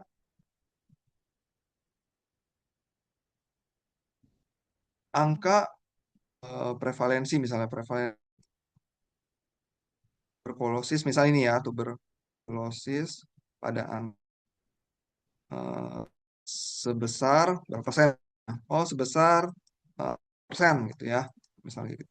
Nah, berarti kan teman-teman bisa lihat di sini ya, adanya balik nih dari kenapa dari tuberkulosis ternyata ini makin jumlahnya makin ini dan menurut data WHO kan lebih tinggi datanya lebih tinggi daripada kementerian kita Ini di dunia 10%.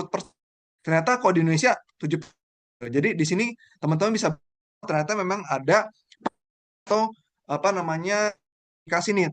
Ternyata memang pada anak ini atas dan kita ini untuk kita bahas gitu. Permasalahan makin banyak, itu 10%. Wah ini cukup besar ya angka lah itu kita bahas. Gitu. Nanti setelah kita sudah kan di slide saya sebelumnya ada tulisan kesalahan tidak ada hubungan antar paragraf gitu ya. Jangan sampai tidak ada relevansi nih. Jadi begitu slide kedua, paragraf kedua itu harus ada hubungannya gitu. Misalnya, oh ternyata dari penelitian terdahulu, dari studi studi terdahulu terdapat dari studi terdahulu terdapat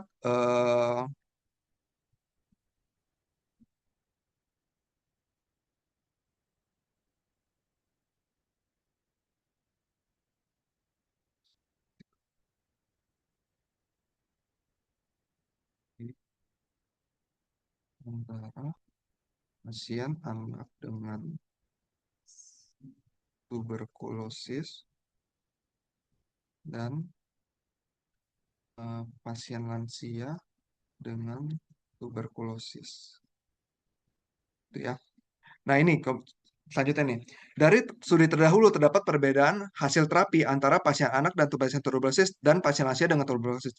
Ini jelas tidak nyambung ya, gitu. Kenapa? Karena ini kita lagi bahas pasien anak tiba-tiba muncul tuberkulosis. Kalau mau ini naik ke atas gitu sebenarnya. Gitu. Ya ini yang merah ini ini artinya salah ya ini ya, gitu. Harusnya begini ya. Ini salah ya. Harusnya begini. Harusnya yang benar apa setelah paragraf setelah ini menurut penelitian terdahulu pasien anak dengan tuberkulosis yang mendapatkan terapi obat anti tuberkulosis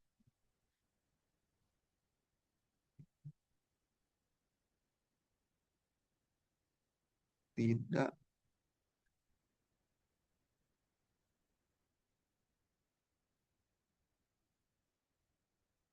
Nah, ini jelas nih. Menurut penelitian terdahulu, pasien anak dengan tuberkulosis yang mendapatkan terapi obat anti tuberkulosis tidak mendapatkan dosis sesuai dengan berat badan. Ini kan sebenarnya jadi permasalahan juga nih, gitu ya. Oh, ternyata menurut eh, menurut misalnya tadi namanya siapa nih?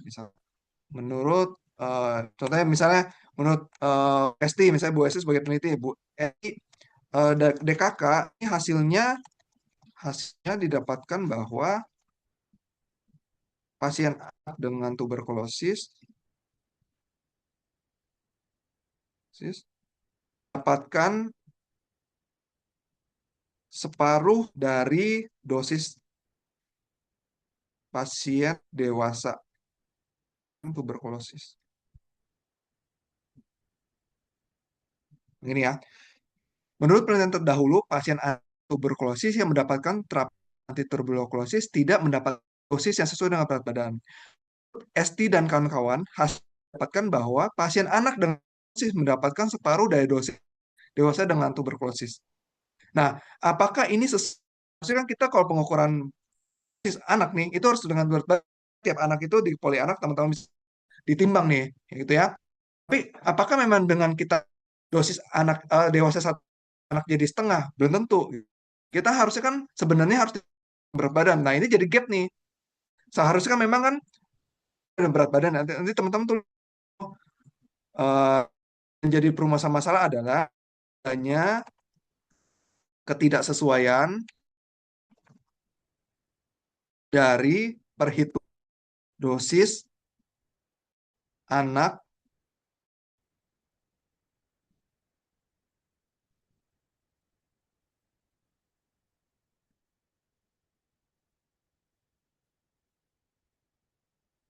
adanya ketidaksesuaian dari perhitungan dosis obat pasien anak dengan tuberkulosis dengan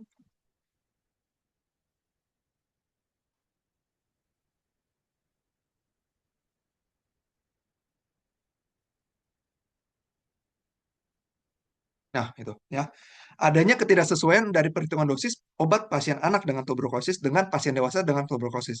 Jadi kan dari Bu Esti sendiri nih dan kawan-kawan dia mengatakan bahwa oh obat tuberkulosis pada anak nih kok dikasih setengahnya ya gitu. Sedangkan dari penelitian terdahulu misalnya dari Vika ya, misalnya Mbak Vika dan kawan-kawan gitu ya. Nah, bilang pasien anak dengan tuberkulosis mendapatkan tidak sesuai dengan berat badan nih. Nah, permasalahan di mana? Oh, ternyata memang ada ketidaksesuaian nih antara perhitungan dosis anak dengan dosis dewasa. Nah, itu kan bisa jadi jadi suatu kayak penelitian dan kita bisa bahas gitu topiknya, ya, gitu ya. Jadi mungkin saya ini sebagai contoh aja supaya teman-teman ada gambaran gitu. Jadi segi terbaik itu harus dari umum dulu ke khusus dan baik lagi nih ya teman-teman ya. Kadang-kadang saya sebagai reviewer sering banget nih lihat teman-teman gitu atas tuberkulosis ya udah di apa namanya disingkat TBC, di bawah TBC lagi gitu, singkat lagi gitu. Misalnya gini. Ya, jangan begini ya, ini salah ya, teman-teman ya. Ini di atas sudah singkat TBC, kalau misalnya teman-teman mau bawa langsung pakai TBC nggak masalah gitu karena di atasnya sudah ada abbreviation-nya, sudah ada apa namanya, sudah ada singkatannya. Tapi kalau di atas sudah singkat TBC, teman-teman tulis TBC lagi berarti ini tidak efisien nih gitu ya. Jadi nanti hal-hal teknis begitu saya sebagai reviewer juga suka nilai itu ya. Oke. Oke, mungkin saya lanjutkan dulu ke slide-nya.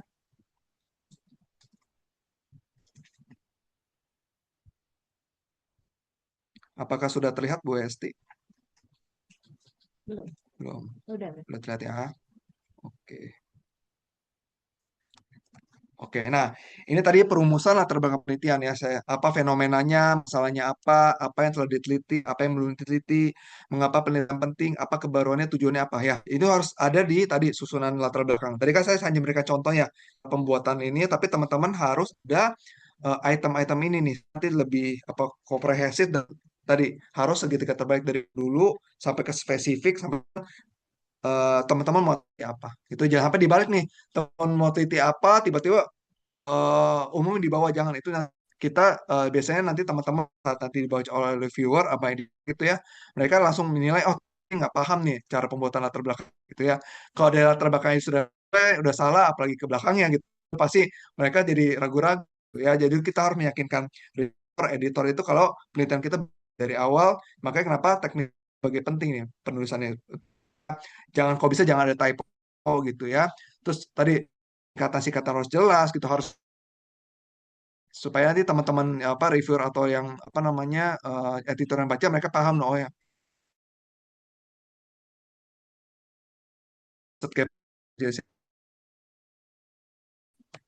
oke mungkin sekian sampai sini mungkin saya kembalikan ke Bu Esti.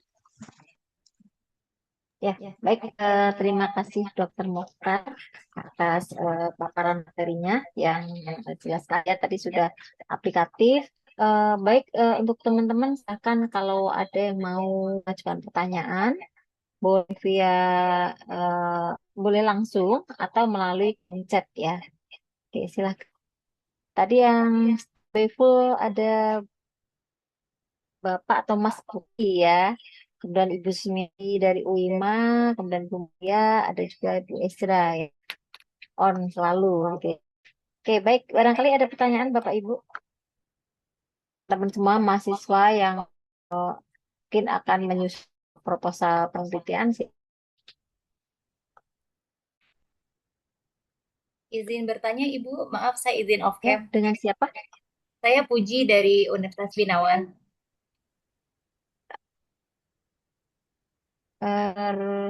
Mau bisa di itu dulu? Observe. Oke. Siapa dari mana? Saya Puji, Ibu dari Universitas Binawan. Oke. Ya, silakan. Mohon izin off cam karena sinyalnya tidak stabil. Dokter, maaf, terima kasih pemaparannya. Maaf, saya izin bertanya dan mungkin klarifikasi terkait dengan tabel yang tadi sudah dokter buat, tabel ringkasan studi literatur ya dok ya. Di kolom 2 terakhir itu kan ada kolom keterbatasan dan ada kolom gap. Kalau tadi menyimak pemaparan atau penjelasan dokter bahwa gap itu bisa kita identifikasi dari keterbatasan penelitian ya salah satunya. Dan kalau keterbatasan penelitian itu kan dia spesifik pada penelitian yang saat itu dia lakukan ya. Mungkin nanti di jumlah sampelnya atau teknik samplingnya seperti itu, atau mungkin em, apa namanya ya, keterbatasan yang lain yang sangat spesifik terkait dengan satu penelitian yang sudah dilakukan. Nah, kalau gap ini, maksudnya bukankah gap ini justru nanti kita dapatkan dari hasil telaah beberapa literatur begitu, Dok. Jadi misalkan kita membaca 5 sampai 10 artikel yang relevan yang terkait dengan topik penelitian kita. Nah, dari 5 atau 10 itu mana nih kira-kira yang memang masih belum teridentifikasi atau belum banyak atau masih limited yang perlu dilakukan ke depannya. Apakah seperti itu, Dok? Jadi membedakan antara kolom di keterbatasan dengan kolom di gap-nya. Itu yang pertama.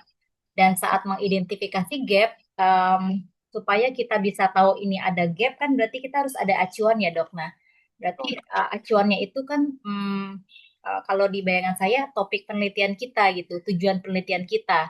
Jadi topik atau tujuan penelitian kita ini yang menjadi acuan, kemudian kita komparasi gitu, apakah memang ada yang masih belum gitu, atau bahkan mungkin sudah gitu terkait dengan topik yang akan kita ajukan. Begitukah, Dok? Mohon penjelasannya, terima kasih. Ya, baik, langsung saja Dokter Muhtar ya, silahkan. Baik, terima kasih kesempatannya Bu Esti. Ya, terima kasih Mbak Puji ya. Memang betul nih yang tadi Mbak Puji bilang. Berarti Mbak Puji berarti nyimak nih. Tapi baik lagi, saya share screen ya untuk ininya. Jadi baik lagi, karena tadi dari awal saya sudah bilang karena waktu kan memang kita nggak bisa terlalu detail ya. Jadi memang betul kata Puji. Jadi ini baru satu, harusnya nih kita ada artikel nih. Ini saya kasih contoh gap ini di kolom terakhir karena artikel aja. Harusnya memang artikel, 10 artikel, 10 artikel, kita harus intisari, ngambil intisari. Oh ini loh dari keterbatasan jurnal yang pertama ini, yang kedua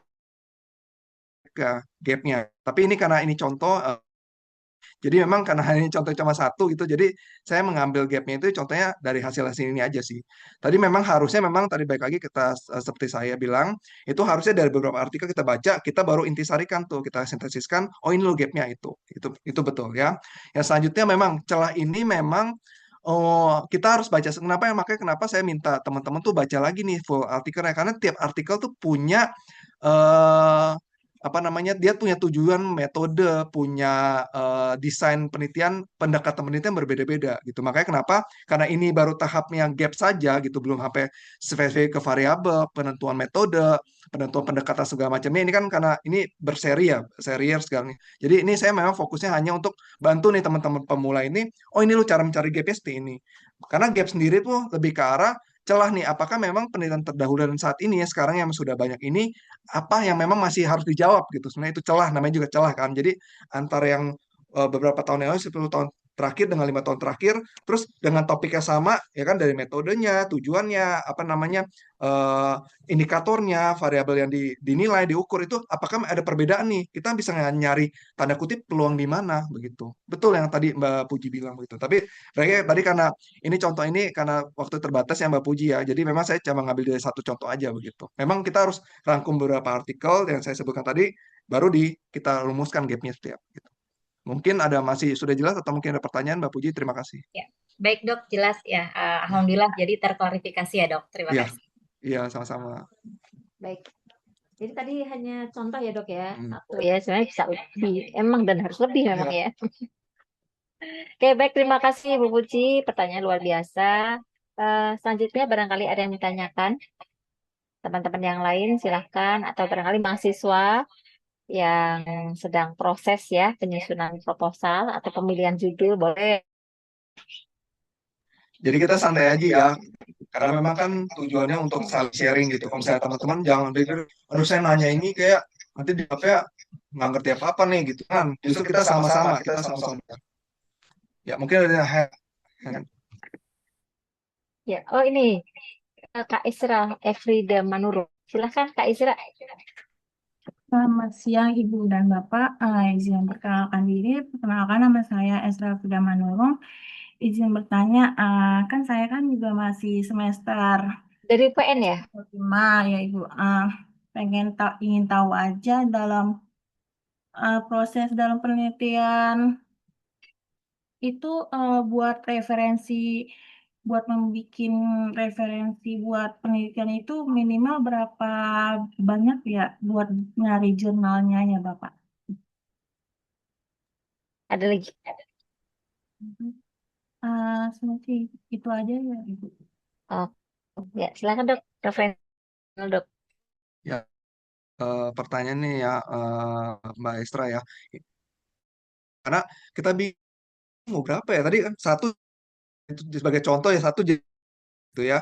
Makanya dari awal aku sendiri sudah menjelaskan bahwa ini literatur ini kita harus cari. Kalau misalnya topik kita terlalu spesifik nggak jelimet, misalnya contohnya stem cell pada ini pengobatan stem cell pada pasien anak dengan depresi, dengan comorbid TB dan ada gangguan dengan skizofrenia paranoid misalnya kayak gitu. Itu kan terlalu spesifik sekali dan saya yakin saat ini kalau misalnya teman-teman nyari jurnalnya pun artikelnya itu masih belum ada karena stem cell sendiri nih itu saat ini di dunia itu masih fokus pada misalnya kasus dengan bedah plastik ya kan atau kasus dengan di ortopedi gitu ya atau kasus dengan misalnya terkait dengan penyakit-penyakit degeneratif gitu ya, misalnya cancer dan sebagainya, lagi dicoba gitu. Tapi permasalahan kalau misalnya terlalu spesifik sekali, saya yakin teman-teman cari pun di PubMed dan sebagainya itu pasti nggak keluar gitu. Nah, kita kan tidak bisa memasakkan berapa artikel yang kita pengen ambil gitu. Tapi biasanya untuk beberapa artikel biasanya kita sarankan memang harusnya di atas 10 gitu, jangan sampai terlalu sedikit ya. Ada beberapa jurnal pun bahkan dia tuh secara spesifik bilang gini, kita bisa misalnya dia butuh minimal 15 artikel atau 20 artikel gitu, tergantung dari apa namanya dengan topik yang kita akan bawakan gitu. Kenapa kalau misalnya kita topiknya eh, cukup umum gitu, tapi memang dari segi penelitiannya masih perlu kita bahas, permasalahan penelitiannya itu bisa jadi novelty juga gitu. Misalnya kita mau bikin apa systematic review gitu kan, kita kumpulkan tadi yang Mbak Puji bilang, jadi kita baca artikel, kita kumpulkan, kita systematic review nih, terus kita olah lagi, kita meta analisis lagi tuh misalnya kayak gitu. Itu jadi novelty tuh. Jadi dengan kasus pasien anak dengan TB, apa namanya ketidaksesuaian dengan dosis obat kan dibandingkan dewasa gitu. Harusnya kan nggak boleh nih dosis anak karena mentang-mentang anak ya udah deh setengah dewasa gitu nggak bisa karena harusnya berat badan. Jadi itu jadi topik kita tuh catatan penelitiannya apa kita bahas, ya udah kita kumpulkan materinya apa, baru kita apa namanya kita sintesis, kita bikin tabel-tabel kayak tadi tuh kita tentukan itu gapnya, baru kita bikin latar belakangnya seperti itu Mbak Estra. Jadi memang tidak ada kayak pakemnya harus 5, harus 10, harus 10, 15, 20 tidak. Tapi memang sebanyak mungkin. Karena dengan kita sebanyak mungkin artinya kita saya sendiri sebagai reviewer begitu baca artikel yang masuk ke jurnal kita, oh ini penulisnya bagus, banyak nih itu apa namanya daftar referensinya gitu digunakan. Berarti ini cukup kredibel lah. Baik lagi hati-hati pengguna AI sendiri untuk pencarian daftar pustaka, kita sebagai reviewer biasanya kita suka ngecek tuh. Oh dari 100 nih, wah bagus banget nih. Ternyata pas bener-bener asli, tanda kutip, daftar pustaka referensi ini kita cari, bener-bener ada, hanya 50. Berarti ini banyak, banyak terjadi fabrikasi gitu. Apa namanya, daftar pustaka yang nggak sesuai nih, kita harus hati-hati gitu ya. Jadi, bagi sebanyak mungkin teman bisa cari topiknya, tapi kadang-kadang ada kayak semacam ini, apa namanya, Pak Esra. Kadang-kadang kita topiknya sama, judul sama, muncul lagi nih di klinik kaki atau fokus atau di mana, sama orang yang sama gitu. Jadi teman-teman bisa bagi. Kalau saya biasanya ada mungkin series selanjutnya pencarian sistem.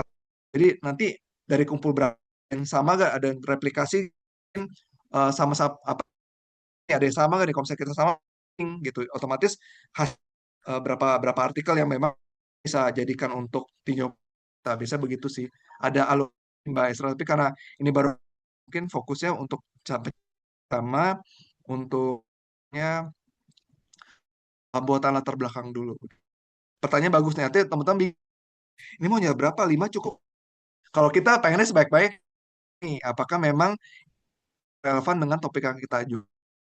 Ya, terima kasih. Terima kasih Kak. Baik, ya Mbak Isra udah cukup jelas ya. Oke, baik teman-teman ada yang mau bertanya kembali, silahkan. Boleh misalnya di luar topik yang sekarang atau topik yang seri satu kemarin, ide penelitian juga boleh. Kalau kemarin memang nggak ikut ya yang seri pertama kayak gitu. Kira-kira saya mau judul apa ya penelitian saya? Nah, itu juga boleh. Oke, ada yang bertanya lagi?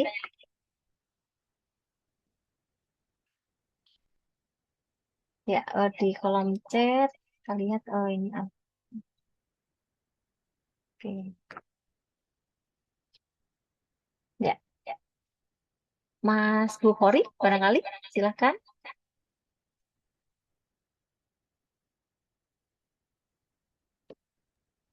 Assalamualaikum warahmatullahi wabarakatuh. Waalaikumsalam warahmatullahi wabarakatuh. Selamat pagi dok, selamat pagi Bu Esti. Perkenalkan saya Bukharul Aziz dari Universitas Voltehan Serang, Banten. Sebenarnya saya kan di sini masih semester 6 dan akhir Agustus ini saya semester 7 dan saya sedang mencari judul untuk penelitian dan skripsi. Cuma kadang saya bingung apakah saya harus mencari referensi dulu jurnal yang saya ingin cari. Misalnya saya ingin cari ke arah Mendika Bedah pada Anak. Nah, apakah saya harus mencari pada referensi jurnal terlebih dahulu? Apakah saya harus mencari judul yang saya inginkan terlebih dahulu agar eh, cocok gitu antara judul dan referensi yang saya cari. Kadang beberapa kali saya cari itu judulnya udah bagus tapi nggak sesuai yang saya cari literatur jurnalnya seperti itu dok. Bagaimana nih dok? Ada tipsnya nggak dok? Iya. Ini sering ya dok ya. Sering ini kadang udah judul udah Iya, dibagi gitu ya dari institusi gitu mm-mm. ya. Ternyata Udah jurnalnya dibagi udah. sedikit. Oke, ya silakan ditanggapi dok.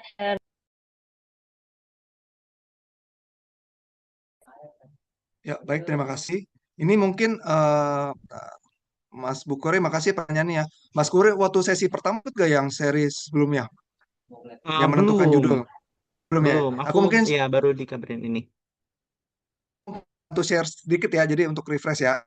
Teman-teman juga mungkin yang kemarin nggak ikut bisa lihatnya. Jadi waktu yang seri sebelumnya, ini sempat bahas terkait dengan ide dan judulnya gitu. Ya,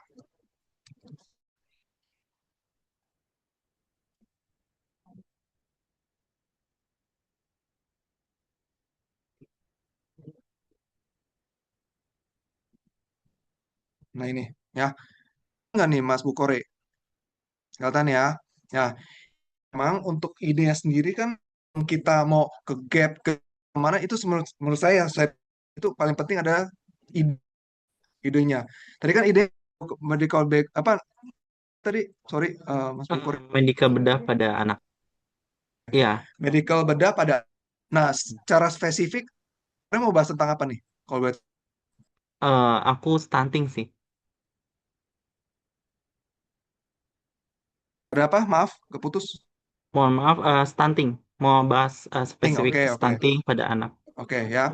Jadi apakah memang idenya ini dia sesuai dengan konsep yang researcher itu udah tau lah final ini ya, apakah visible, apakah memang menarik, apakah ada novelty-nya, kebaruan, dari sisi etiknya gimana, sama relevan nih, sama yang tadi stunting kan cukup banyak ya kasusnya ya, Mas Bukhari. Menurut saya ini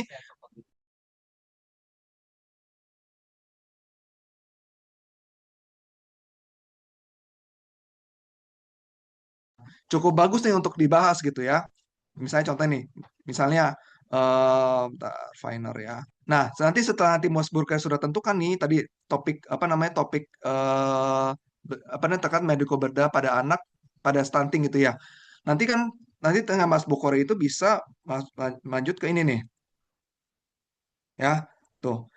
Sebenarnya ini untuk apa namanya untuk apa namanya eliminasi kali ya untuk eliminasi. Jadi kalau saya waktu kemarin tuh saya bilang ini harus ada berapa topik nih. Tadi contoh medical bedah pada anak stunting.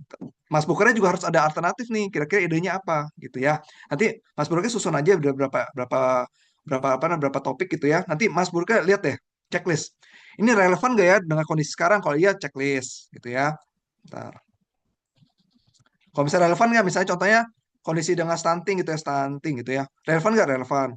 ada mencegah duplikasi kan nih, misalnya oh ternyata memang belum banyak nih ininya apa namanya kasus apa namanya jurnal-jurnalnya misalnya urgensinya oh ini penting banget nih kenapa? Karena kasus stunting makin lama makin banyak nih dengan saya meneliti ini siapa tahu next time berharap kalau bisa jadi apa aplikasi kebijakan misalnya itu urgensi ada. Oh, political accessibility gimana dari sisi kebijakan pemerintah gimana kesehatannya ada gak sih apa undang-undang atau peraturan memang dia bisa terkait dengan stunting. Oh, ada nih visibilitas gimana nanti checklist saja. Nanti misalnya contohnya satu hasilnya 1 poin aja berarti kan 1, 2, 3, 4, 5, 6, 7 poin. Oh, berarti karena checklist semua berarti 7 poin nih. Nah, terus judul apa ide selanjutnya misalnya medical bedah anak pada apa? Misalnya pada TB. Oh, relevansi gimana? Gimana? Nanti oh ternyata skornya cuma 5 gitu. Terus yang selanjutnya topik selanjutnya tentang anak pada apa nih? Pada depresi misalnya. Oh, ternyata cuma 3 nih. Berarti dari 3 ini kan yang paling menurut paling benar-benar kita bisa angkat yang stunting nih misalnya gitu Mas Bukore ya. Habis itu Mas Rika tentukan berarti oh berarti saya dari sisi relevansinya, dari sisi urgensinya, dari sisi aplikatifnya segala macam, oh berarti saya mengangkat stunting. Nah, masalah judul baik lagi kalau saya pribadi setelah saya tahu topiknya apa, saya baru masuk ke judul. Judul itu nanti akan bisa mainkan nih Bukore karena dari judul itu nanti kita bisa bikin eye catching misalnya contohnya eh, tata laksana media bedah pada anak dengan stunting yang dengan comorbid TB gitu. Ini kan wah udah stunting ya kan, udah TBC pula gimana ya apa memang harus di ruang isolasi nih? Misalnya mau tindakan misal kayak gitu ya. Mana gitu atau mungkin pasien lansia yang TB MDR gitu ya. eh, mau dioperasi apakah nanti ruang operasinya harus itu TB bisa menular kan? Logikanya itu jadi menarik tuh buat orang. Apa memang harus di ruang khusus ya atau gitu. Itu sih maksud aku gitu. Ya, Mas Bokore ya. Jadi nanti kita jangan patokan ke dalam judul dulu. Kita bisa otak-atik nih. Bisa tambahin misalnya kasus di mana di atas paletehan misalnya gitu. Kita memang setelah dilakukan suatu apa namanya riset penelitian memang nih kasus dengan tindakan medikal kepada TB ini atau dengan ini cukup cukup bisa dilakukan dengan ini misalnya seperti itu ya. Jadi jangan patokan dari idenya dulu apa ya.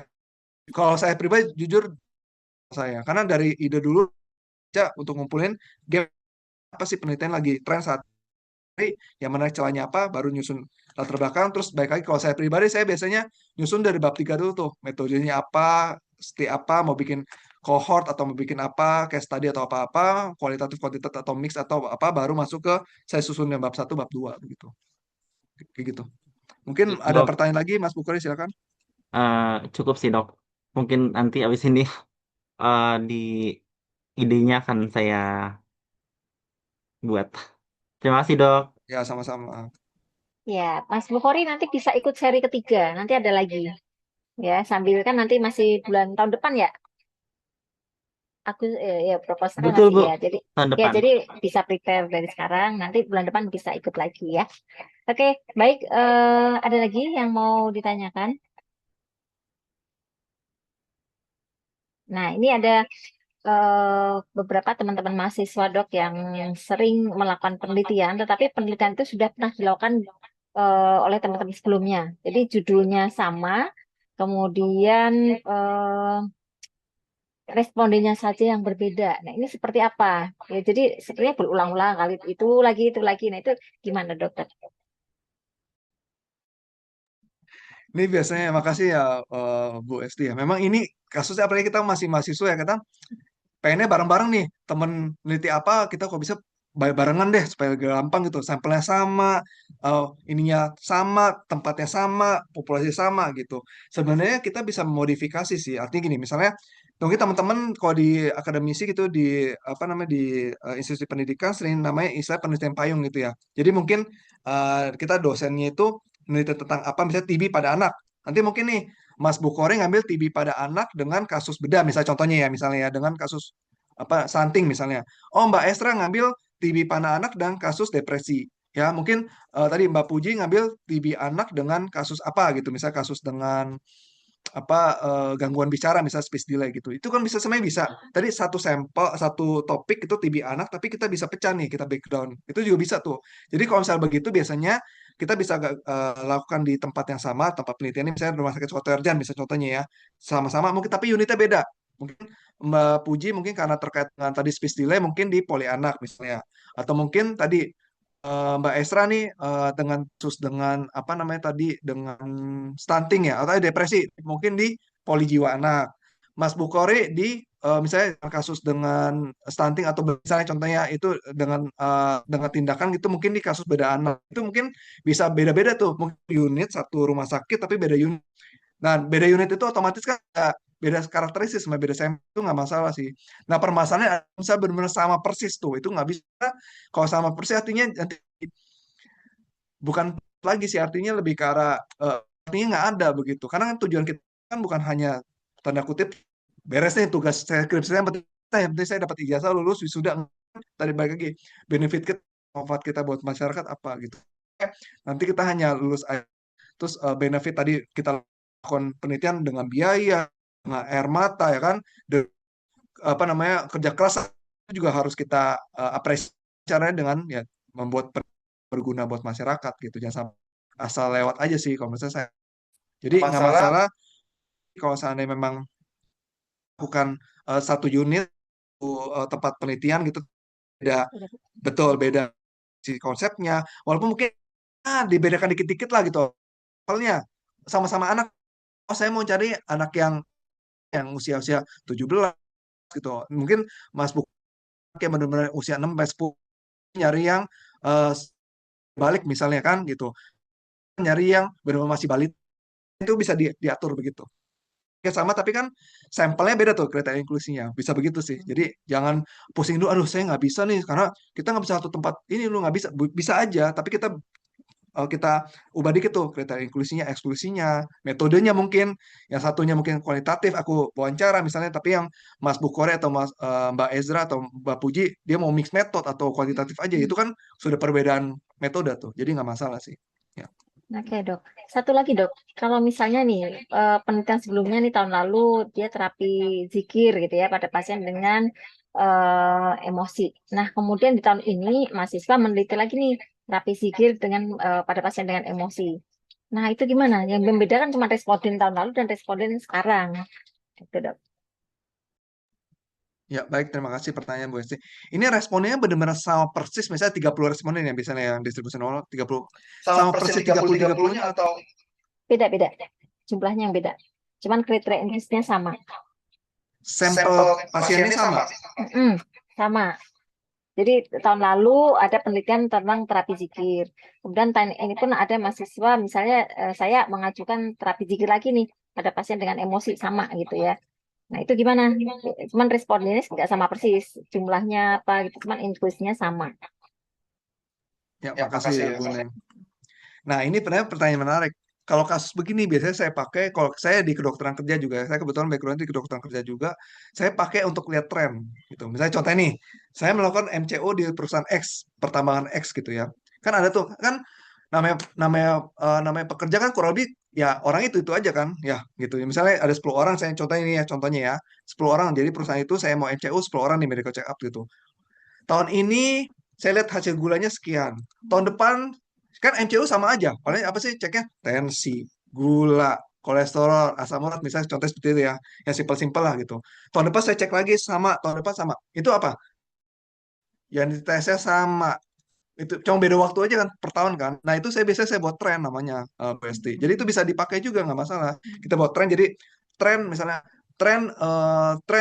Amerika CA pada kawan X di PTY gitu ya saya lihat trennya oh tahun ini sekian gulanya meningkat nih yang awal mungkin sampel yang pertama yang itu dia berapa dan 30 jadi 35 oh ada peningkatan kenapa nih terus gulanya meningkat ada apa nih justru dari situ kita bisa pantau tuh gitu jadi saya biasa bilangnya tren tuh bisa bikin tren. Jadi mungkin dengan topik yang sama kita justru bikin trennya tuh gitu. Kalau saya biasa saya buat gitu sih. Bisa 3 terakhir atau 5 tahun terakhir gitu bisa dibuat gitu.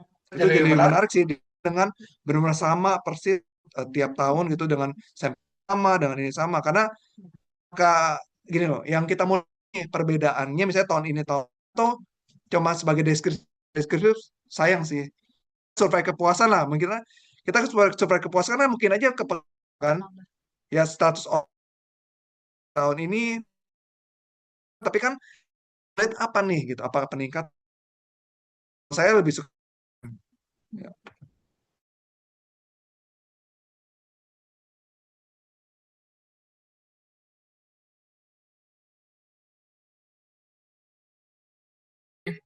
eh karena sudah hampir jam 11 ya dok ya. Mungkin kita akhiri ya untuk apa namanya diskusi yang ini. Baik teman-teman semua, demikian tadi webinar atau diskusi terkait dengan kupas tuntas riset gaps dan latar belakang penelitian. Mudah-mudahan bermanfaat ya dan bisa apa ya jadi bahan bagaimana kita nanti menyusun proposal penelitian khususnya buat mahasiswa. Kebetulan ini pesertanya adalah banyak mahasiswa yang bekerja sama dengan Rumah Sakit Soeharto Hirjan. Baik, sebelum saya mengakhiri atau undur diri, saya akan menyampaikan pantun dulu. Jalan-jalan ke kota Jakarta, jangan lupa membeli souvenir. Ya, Cakep. ResearchGate sudah kita buka. Saatnya meneliti dan terbaik.